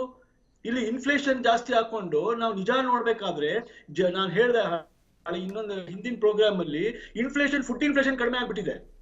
ಸೊ ನಾವು ಸ್ಲೈಸ್ ಮಾಡಿ ನೋಡಿದಾಗ 2.23 ಹೊರಟೋಗಿದೆ ಫುಡ್ ಇನ್ಫ್ಲೇಷನ್. ಹಂಗಾದ್ರೆ ಯಾವ್ದು ಜಾಸ್ತಿ ಆಗ್ತಾ ಇದೆ? ಯಾಕೆ ಜಾಸ್ತಿ ಆಗ್ತಾ ಇದೆ? ಈ petrol, diesel, LPG, they are the culprits. ಅದು 4, 5, 10 ಪಟ್ಟು ಒಂದು ಸಿಂಗಲ್ ಐಟಮ್ ₹1 ₹10 ಮಾರುವ ಸ್ಟೇಜಿಗೆ ಬಂದಿದೆ. ಸೊ ಅದನ್ನ ಕೊಂಡ್ಕೋಬೇಕು ಅಂತಂದ್ರೆ ಇನ್ಕಮ್ ಇಲ್ಲ, ಕೆಲಸ ಇಲ್ಲ. ಹೋಗ್ಲಿ ಅದ್ರ ತಯಾರಿಕೆ ಮಾಡ್ಬೇಕು ಅಂತಂದ್ರೆ ಗ್ಯಾಸ್ ಜಾಸ್ತಿ ದುಡ್ಡು ಕೊಟ್ಕೊಂಡ್ರೆ ಮಾಡಿದ್ರೆ ಮಾರಾಟ ಆಗೋಲ್ಲ. ಜಾಸ್ತಿ ಬೆಲೆ ಮಾಡಿದ್ರೆ ಮೊದ್ಲೇ ಡಿಮಾಂಡ್ ಇಲ್ಲ, ಕೊಂಡ್ಕೋತ 2 ಇಡ್ಲಿ ತಿನ್ನೋದು 1 ಇಡ್ಲಿ ತಿಂತಾರೆ, ಈಗ ಅದನ್ನು ತಿನ್ನಕ್ಕಾಗಲ್ಲ. ಸೊ ಅಂಗಡಿ ಮುಚ್ಕೊಳೋದು. ಸೊ ಈ ಒಂದು ಚಕ್ರವ್ಯೂಹದಲ್ಲಿ ಸಿಗಾಕೊಂಡ್ಬಿಟ್ಟಿದೀವಿ ನಾವು. ಸೊ ಇದಕ್ಕೆ ಟ್ಯಾಕ್ಸ್ ರಿಬೇಟ್ ಕೊಡ್ಲೇಬೇಕು, ಆಡ್ ವ್ಯಾಲ್ಯೂಮ್ ಟ್ಯಾಕ್ಸ್ ಕಡಿಮೆ ಮಾಡ್ಲೇಬೇಕು. ಆಮೇಲೆ ಲೋವರ್ ಪಿರಮಿಡ್ ಅಲ್ಲಿ ನಾವೇನ್ ಹೇಳ್ತೀವಿ, ಯೂನಿವರ್ಸಲ್ ಬೇಸಿಕ್ ಇನ್ಕಮ್ ಅಂತ ಏನ್ ಹೇಳ್ತಾ ಇದೀವಿ, ಡೈರೆಕ್ಟ್ ಕ್ಯಾಶ್ ಬೆನಿಫಿಟ್ ಟ್ರಾನ್ಸ್ಫರ್ ಮಾಡದೇ ಇದ್ರೆ ನಾವು ಫ್ಯಾಮಿಲಿಗಳಿಗೆ ಬಹಳ ದೊಡ್ಡ, ನಾವು ಹೇಳ್ತೀವಲ್ಲ ಗರೀಬಿ ಹಠಾವ್, ಇಲ್ಲಿ ಗರೀಬಿ ಓಂಕೋ ಹಠಾವ್ ಆಗ್ಬಿಡುತ್ತೆ. ನಾಳೆ ಜನನೇ ಕಾಣಲ್ಲ ನಮ್ಗೆ. ಆಮೇಲೆ ಬಹಳ ಚಿಂತಾಜನಕ ಪರಿಸ್ಥಿತಿಗೆ ಹೋಗ್ತಾ ಇದೀವಿ. ಕೋವಿಡ್ ಕರೆಕ್ಟ್, ಎಲ್ಲದಕ್ಕೂ ನಾವು ಕೋವಿಡ್ ಅಂದ್ಬಿಟ್ಟು ಅರ್ಜೆಂಟಿಟಿ ತಗೊಳಕ್ ಆಗೋದಿಲ್ಲ. ನಾವು ನಮ್ ಕೆಲಸ ಮಾಡ್ಲೇಬೇಕು. ಆಮೇಲೆ ಇಲ್ಲದೆ ನಮ್ಗೆ ಯಾತಕ್ಕೆ ನಾವಿರ್ಬೇಕು? ಸೊ ನಾವು ಮಾಡಲೇಬೇಕು. ಆಮೇಲೆ ಅದಕ್ಕೆ ಏನು ರೆಮಿಡಿಯಲ್ ಸ್ಟೆಪ್ಸ್, ಬಹಳ ಕ್ರೈಸಿಸ್ ಅಲ್ಲಿ ಹಾರ್ಡ್ ಡಿಸಿಷನ್ಸ್ ತಗೋಬೇಕಾಗುತ್ತೆ. ಅದನ್ನ ತಗೋಬೇಕು. ನಮ್ಗೆ ದುಡ್ಡಿಲ್ಲ ಅನ್ನಕ್ಕಾಗಲ್ಲ. ಯು ಹ್ಯಾವ್ ಟು ಬಾರೋ. ಸಾವರಿನ್ ಫಂಡ್ಸ್ ತಗೊಂಡ್ರೆ ಯಾರು ಏನು ಅನ್ನಲ್ಲ. ಯಾಕಂದ್ರೆ ಈಗ ನಾವು ಇಂಟರ್ನ್ಯಾಷನಲ್ ಬಾರೋಯಿಂಗ್ ಅಲ್ಲಿ ಏನ್ ಹೇಳ್ತೀವಿ, ಕಾಸ್ ನೋಡ್ತೀವಿ, ಕ್ವಾಲಿಟಿ ಆಫ್ ಲೆಂಡಿಂಗ್ ನೋಡ್ತೀವಿ, ಕ್ವಾಲಿಟಿ ಆಫ್ ಅಲೋಕೇಶನ್ ನೋಡ್ತೀವಿ. ಏನ್ ಪರವಾಗಿಲ್ಲ, ಫಿಸಿಕಲ್ ಡೆಫಿಸಿಟ್ ದಾಟಿದ್ರೆ ಯಾರು ನಮ್ಮನ್ನೇ ನೇಣ್ ಹಾಕೋದಿಲ್ಲ. ಏನ್ ಹೇಳ್ತೀವಿ, ಹೆಂಗಪ್ಪ ಬಳಸ್ದೆ ಆ ದುಡ್ಡು, ನಾನು ಇಂಥದಕ್ಕೆ ಬಳಸ್ದೆ ಅಂದ್ರೆ ಕ್ವಾಲಿಟಿ ಆಫ್ ಲೆಂಡಿಂಗ್ ಅಂತೀವಿ ನಾವು. ಸೊ ಅದಾದ್ರೆ ಕ್ವಾಲಿಟಿ ಆಫ್ ಡಿಸ್ಬರ್ಸ್ಮೆಂಟ್, ನಾವ್ ಏನ್ ಹೇಳ್ತಾ ಇದೀವಿ, ಈ ಪರ್ಟಿಕ್ಯುಲರ್ ಸೆಗ್ಮೆಂಟ್ ನ ಸ್ಪೆಷಲ್ ಟ್ರೀಟ್ಮೆಂಟ್ ಕೊಟ್ಬಿಟ್ಟು ಇವ್ರನ್ನೆಲ್ಲ ನಾವು ಒಂದೇ ತಕ್ಕಲ್ಲಿ ತಗೊಳಕ್ಕಾಗಲ್ಲ. ಎಲ್ಲ ಕಡಿಮೆ ಮಾಡಿಬಿಡ್ತೀವಿ, ಗ್ಯಾಸ್ ಸಿಲಿಂಡರ್ ಜಾಸ್ತಿ ಮಾಡ್ತೀವಿ, ಪೆಟ್ರೋಲ್ ಜಾಸ್ತಿ ಮಾಡ್ತೀವಿ, ಡೀಸೆಲ್ ಜಾಸ್ತಿ ಮಾಡ್ತೀವಿ ಅಂತಂದ್ರೆ ನಾಳೆ ಎಲ್ಲದಕ್ಕೂ ಹೊಡೆತ ತಿಂದು ಅವ್ರ ಜೀವನ ಬಹಳ ಸಂಕಷ್ಟ ಪರಿಸ್ಥಿತಿಗೆ ಹೋಗಿ ನಾಳೆ ಬೇರೆ ಬೇರೆ ಪ್ರಾಬ್ಲಮ್ ಬರುತ್ತೆ. ನಾವು ಬಹಳ ಸುಲಭ ಆರ್ಎಂಚರ್ ಫಿಲಾಸಫಿ ಅಂತೀವಿ. ನಾನು ಯಾವ್ದೋ ಬೇರೆ ಪ್ರೋಗ್ರಾಮ್ ಅಥವಾ ಬೇರೆ ಒಂದು ಆರ್ಟಿಕಲ್ ಓದ್ತಾ ಇದ್ದೆ, alternate renewable energy, solar, hydro, ಅವೆಲ್ಲ ಓವರ್ ನೈಟ್ ಆಗೋದಿಲ್ಲ. ಆಮೇಲೆ ಹೈ ಬೇಕು, ಬಹಳ ಸುಲಭ. ಆರ್ಎಂಚೇರ್ ಫಿಲಾಸಫಿ, ಐವರಿ ಟವರ್ ಕೂತ್ಕೊಂಡು ನಾನು ಹೇಳ್ಬೋದು ಎಕಾನಮಿಸ್ಟ್, ಆಲ್ಟರ್ನೇಟ್ ರಿನ್ಯೂಯಬಲ್ ಎನರ್ಜಿ ಮಾಡಬೇಕು, ಸೋಲಾರ್ ಮಾಡಬೇಕು, ಬಯೋಫಾಸಿಲ್, ಆಮೇಲೆ ಈ ತರ. ಬಟ್ ನಾಳೆ ಸ್ಕೇಲ್ ಹೈಡ್ರೋ, ಆಮೇಲೆ ಎಲೆಕ್ಟ್ರಿಕ್ ಸಾಧ್ಯ ಇಲ್ಲ ಇದು ಓವರ್ ನೈಟ್ ಮಾಡೋದಿಕ್ಕೆ. ಅವ್ರಿಗೆ ಏನು ಆಗ್ತಾ ಇಲ್ಲ. ಮತ್ತೆ ವಾಪಸ್ ನಾವು ಹೋಗ್ತಾ ಇದೀವಿ ಮತ್ತೆ ಸೌದೆ, ಬಿಜ್ಲು ಮತ್ತೆ ಬೆರಣಿಗೆ. ಏನಾಗ್ಬೇಕು ಅವ್ರ ಹೆಲ್ತ್ ಕಂಡೀಷನ್? ಮೊದ್ಲೇ ಕೋವಿಡ್, ನಾಳೆ ದೊಡ್ಡ ಏನಾದ್ರು ಒಂದು ಗಂಡಾಂತರ ಬಂದ್ಬಿಟ್ರೆ ಯಾರು ಬರ್ತಾರೆ ರೆಸ್ಕ್ಯೂ ನಮ್ಗೆ? Absolutely right, sir. You're absolutely right, and I thank you very much, sir, for joining us. Thank you. ನಮಸ್ಕಾರ. ನೋಡಿ, ಒಂದಿಷ್ಟು ಗ್ರಾಫಿಕಲ್ ರೆಪ್ರೆಸೆಂಟೇಷನ್ಗಳನ್ನು ನಿಮ್ಮ ಮುಂದೆ ನಾವು ಇಡಬೇಕು. ಅದಾದ ನಂತರದಲ್ಲಿ ಒಂದು ಸಣ್ಣ ಬ್ರೇಕ್ ಹೋಗೋಣ. That is why are we stupid ಅಂತ ಕೇಳಬೇಕಾಗಿರೋದು ಇವರೆಲ್ಲರಿಗೂ ಕೂಡ. ಈಗ ತಾನೇ ತಾವು ಗಮನಿಸ್ತಾ ಇದ್ರಿ, ನಾನು ಅವಾಗಲೇ ಹೇಳಿದೆ ನಿಮಗೆ 149 to 159, ಇನ್ಫ್ಯಾಕ್ಟ್ 160 ಲೀಟರ್ಸ್ ಅಂತ ಅಂದ್ಕೊಳ್ಳಿ. ಒಂದು ಬ್ಯಾರಲ್ ಕಚ್ಚಾ ತೈಲ ಅಂತಂದರೆ 160 ಲೀಟರ್ ಹತ್ತತ್ರ, ಆಲ್ಮೋಸ್ಟ್ 159 ಲೀಟರ್ಸ್ ಅಂತ ಅಂದ್ಕೊಳ್ಳಿ. ಓಕೆ, ಅಂತಾರಾಷ್ಟ್ರೀಯ ಮಾರುಕಟ್ಟೆಯಲ್ಲಿ 1 ಬ್ಯಾರಲ್ ಕಚ್ಚಾ ತೈಲದ ಬೆಲೆ ಇವತ್ತು, ಟುಡೇಸ್ ರೇಟ್, ಇವತ್ತಿನ ರೇಟ್ ಇದು $63, ಕ್ವೈಟ್ ಆನ್ ಹೈಯರ್ ಸೈಡ್, ಸ್ವಲ್ಪ ಜಾಸ್ತಿನೇ ಇದೆ. ಕರೆನ್ಸಿ ಎಕ್ಸ್ಚೇಂಜ್ ರೇಟ್ ಇವತ್ತಿಗೆ $74 ಇದೆ, ಹತ್ತತ್ರ $74 ಇದೆ. ಒಂದು ಬ್ಯಾರಲ್ ಅಥವಾ 158 ಅಥವಾ 159 ಲೀಟರ್ ಕಚ್ಚಾ ತೈಲದ ಬೆಲೆ 4,620 ರೂಪಾಯಿ ಆಗುತ್ತೆ. ರೌಂಡ್ ಆಫ್ ಮಾಡೋಣ ಅದನ್ನು, 1 ರೂಪಾಯಿ 83 ಪೈಸೆ ಆ ಕಡೆ ಬಿಡೋಣ. 4,620 ರೂಪಾಯಿ ಆಗುತ್ತೆ. ಓಕೆ, ಸರ್ಕಾರ 1 ಲೀಟರ್ ಕಚ್ಚಾ ತೈಲಕ್ಕೆ 29 ರೂಪಾಯಿ 24 ಪೈಸಾ ಕೊಡುತ್ತೆ. ಕ್ರೂಡ್ ಆಯಿಲ್ಗೆ ಕೊಡುತ್ತೆ. ಅದಕ್ಕೆ ಪ್ರಾಸೆಸಿಂಗ್ ಫೀಸು 3 ರೂಪಾಯಿ 84 ಪೈಸಾ, 3 rupees 84 paisa per liter. So processing fees ಸೇರಿ ಸರ್ಕಾರ ಕೊಡೋದು 33 ರೂಪಾಯಿ 8 ಪೈಸಾ. 33 ರೂಪಾಯಿ ಅನ್ಕೊಳ್ಳಿ, 8 ಪೈಸಾ ಬಿಡಿ. ಕೇಂದ್ರದ ಅಬಕಾರಿ ಸಾಗಾಟ ತೆರಿಗೆ 32 ರೂಪಾಯಿ 98 ಪೈಸಾ. ಹೇಗದ್ ಬಿತ್ತಲ್ಗೆ 60 ರೂಪಾಯಿ ಅಲ್ಲೇ ಆಗೋಯ್ತು. 31ರಿಂದ ಡೈರೆಕ್ಟ್ ಜಂಪ್. ಡೀಲರ್ ಕಮಿಷನ್ 1 ಲೀಟ್ರಿಗೆ 3 ರೂಪಾಯಿ 67 ಪೈಸಾ. ಅಂದರೆ ಡೀಲರ್ ಕಮಿಷನ್ ಅಂದರೆ ಪೆಟ್ರೋಲ್ ಬಂಕ್ನವರಿಗೆ ಪರ್ ಲೀಟ್ರ್ ಸಿಗೋದು ಆನ್ ಅನ್ ಆವ್ರೇಜ್. ರಾಜ್ಯದ ತೆರಿಗೆ ಬಿಟ್ಬಿಡೋಣ, ರಾಜ್ಯದ್ದು ಇಲ್ಲಿ ಪಾಲೇ ಇಲ್ಲ ಈ ಹಂತದವರೆಗೂ. 69 ರೂಪಾಯಿ 73 ಪೈಸಾ ಆಗುತ್ತೆ ರಾಜ್ಯದ ಪಾಲು. ನಾವು ಈ ಹಂತದಲ್ಲಿ ಹಾಕಿಲ್ಲ. ಓಕೆ, ಇದಕ್ಕೇನೆ ಇಲ್ಲೇ ಇಟ್ಕೊಳ್ಳೋಣ. ಮುಂದಿನ ಅಪ್ಡೇಟ್ಗೆ ನಾವು ಹೋಗೋಣ. ಈಗ 69 ರೂಪಾಯಿ ಬೇರೆ ಎಲ್ಲ ಸೇರಿ, ಅದಕ್ಕೆ ಗೌರ್ಮೆಂಟು ಸೆಂಟ್ರಲ್ ಗೌರ್ಮೆಂಟ್ ಎಲ್ಲ ಸೇರಿ ಸ್ಟೇಟ್ ಗೌರ್ಮೆಂಟ್ ಅದಕ್ಕೆ 25 ರೂಪಾಯಿ ಹತ್ತತ್ರ ಆಗುತ್ತೆ. 25 ರೂಪೀಸ್ ಸಾಹೇಬ್ರೆ, 25 ರೂಪಾಯಿ ಆಗುತ್ತೆ ಸಾಹೇಬ್ರೆ.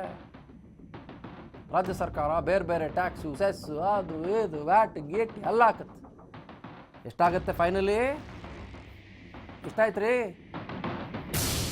94 ರೂಪಾಯಿ 22 ಪೈಸಾ.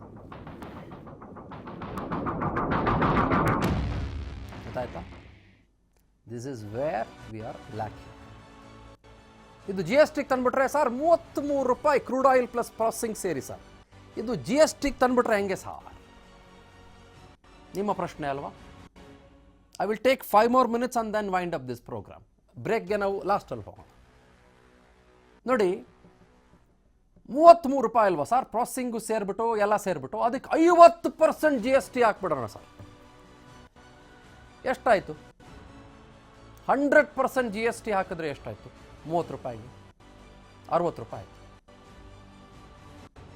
50% ಹಾಕಿದ್ರೆ 15 ರೂಪಾಯಿ, 30 ರೂಪಾಯಿಗೆ. ಅಂದರೆ ಎಷ್ಟಕ್ಕೆ ಸಿಗ್ಬೇಕು ನಮಗೆ ಪೆಟ್ರೋಲ್ ಡೀಸೆಲ್? 45 ರೂಪೀಸ್ ಸಿಗ್ತಾ ಇದೆಯಾ? ಜಿ ಎಸ್ ಟಿ ಅಡಿಯಲ್ಲಿ ಬಂತ? ಗೂಡ್ಸ್ ಸರ್ವಿಸಸ್ ಟ್ಯಾಕ್ಸ್ನ ಅಡಿಯಲ್ಲಿ ಇದು ಬರೋಕ್ಕೆ ಸಾಧ್ಯವಿದೆಯಾ?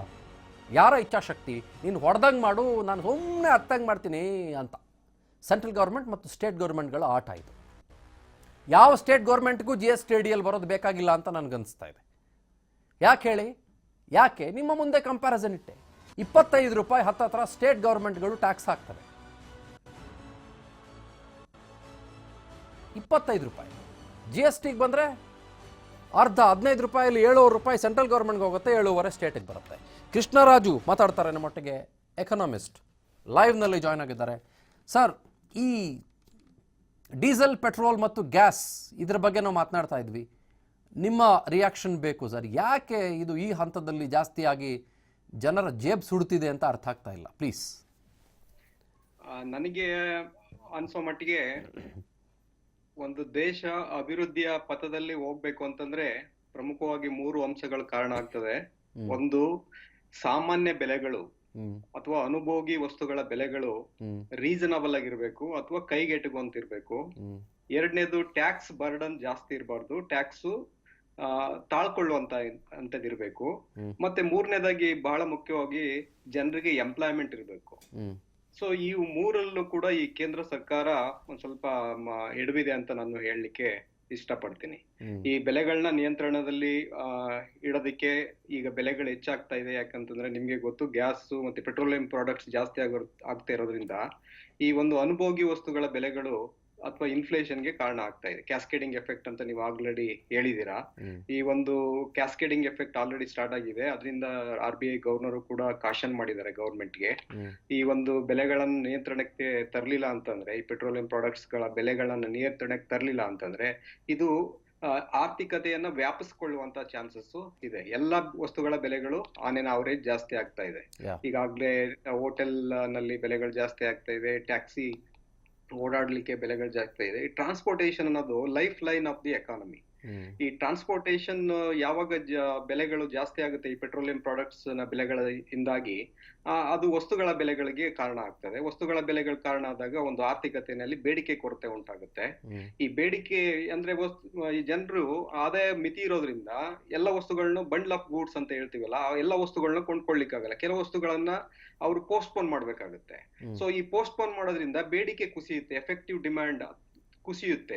ಎಫೆಕ್ಟಿವ್ ಡಿಮ್ಯಾಂಡ್ ಕುಸಿದಾಗ ಉತ್ಪಾದನೆ ಕಡಿಮೆ ಆಗುತ್ತೆ. ಉತ್ಪಾದನೆ ಕಡಿಮೆ ಆದಾಗ ಮತ್ತೆ ಎಂಪ್ಲಾಯ್ಮೆಂಟ್ ಆಪರ್ಚುನಿಟೀಸ್ ಕಡಿಮೆ ಆಗುತ್ತೆ.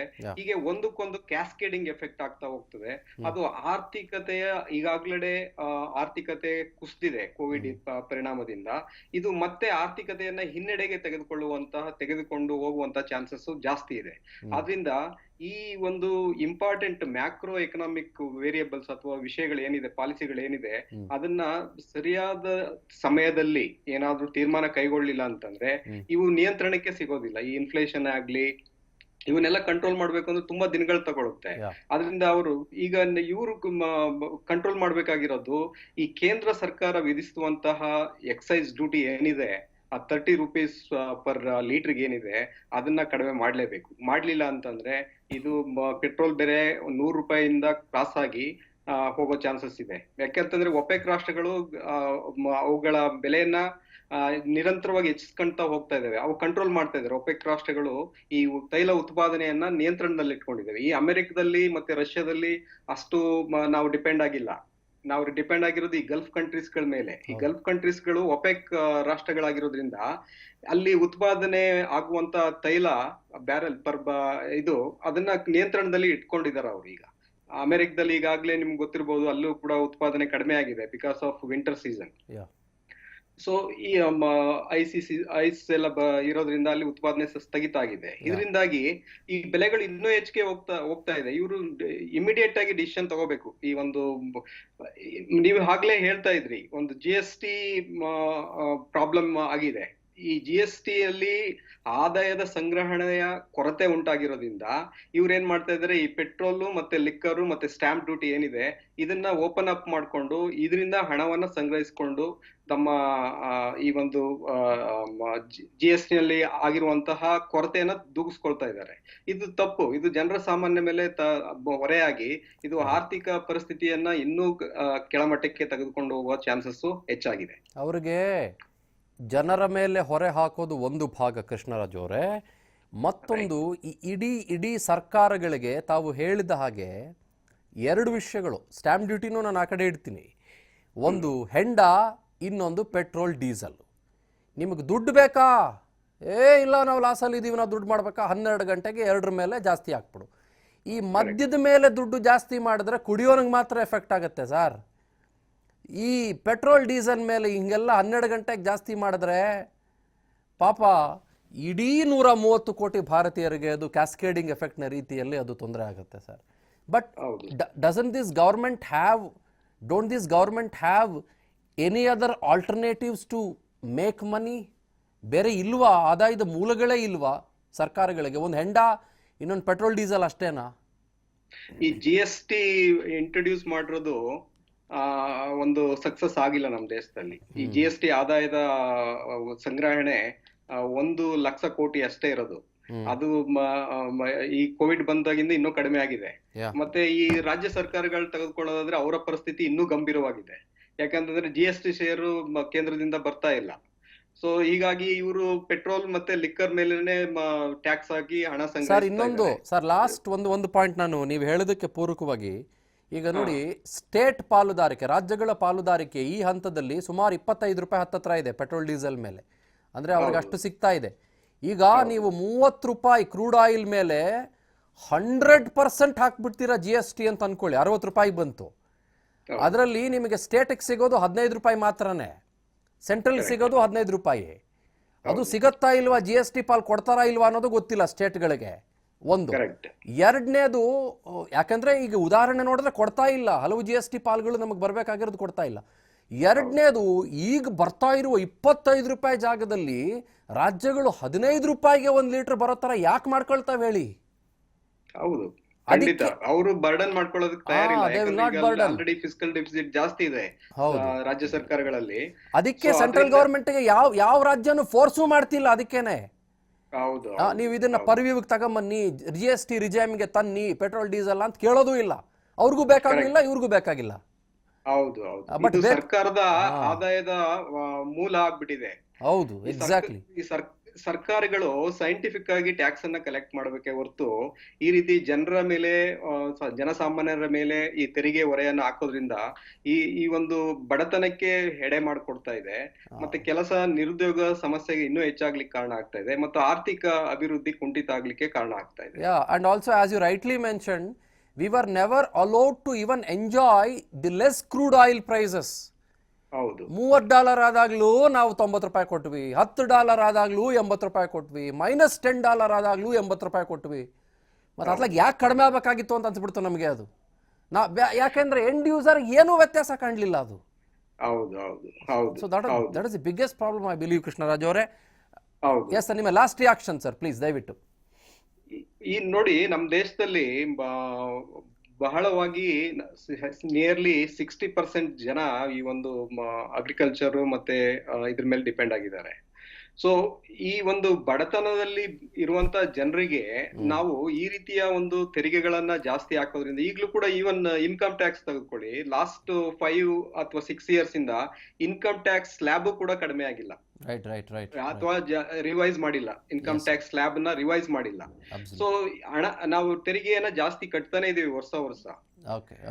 ಸೊ ಹೀಗಾಗಿ ಜನರಲ್ಲಿ ಕೊಂಡುಕೊಳ್ಳುವ ಶಕ್ತಿ ಏನಾಗ್ತಿದೆ, ಕಡಿಮೆ ಆಗ್ತಿದೆ. ಇಲ್ಲಿಂದ ಆರ್ಥಿಕ ಅಭಿವೃದ್ಧಿ ಆಗ್ಬೇಕು ಅಂದ್ರೆ ಹೇಗಾಗೋದು? Absolutely right sir, absolutely right sir.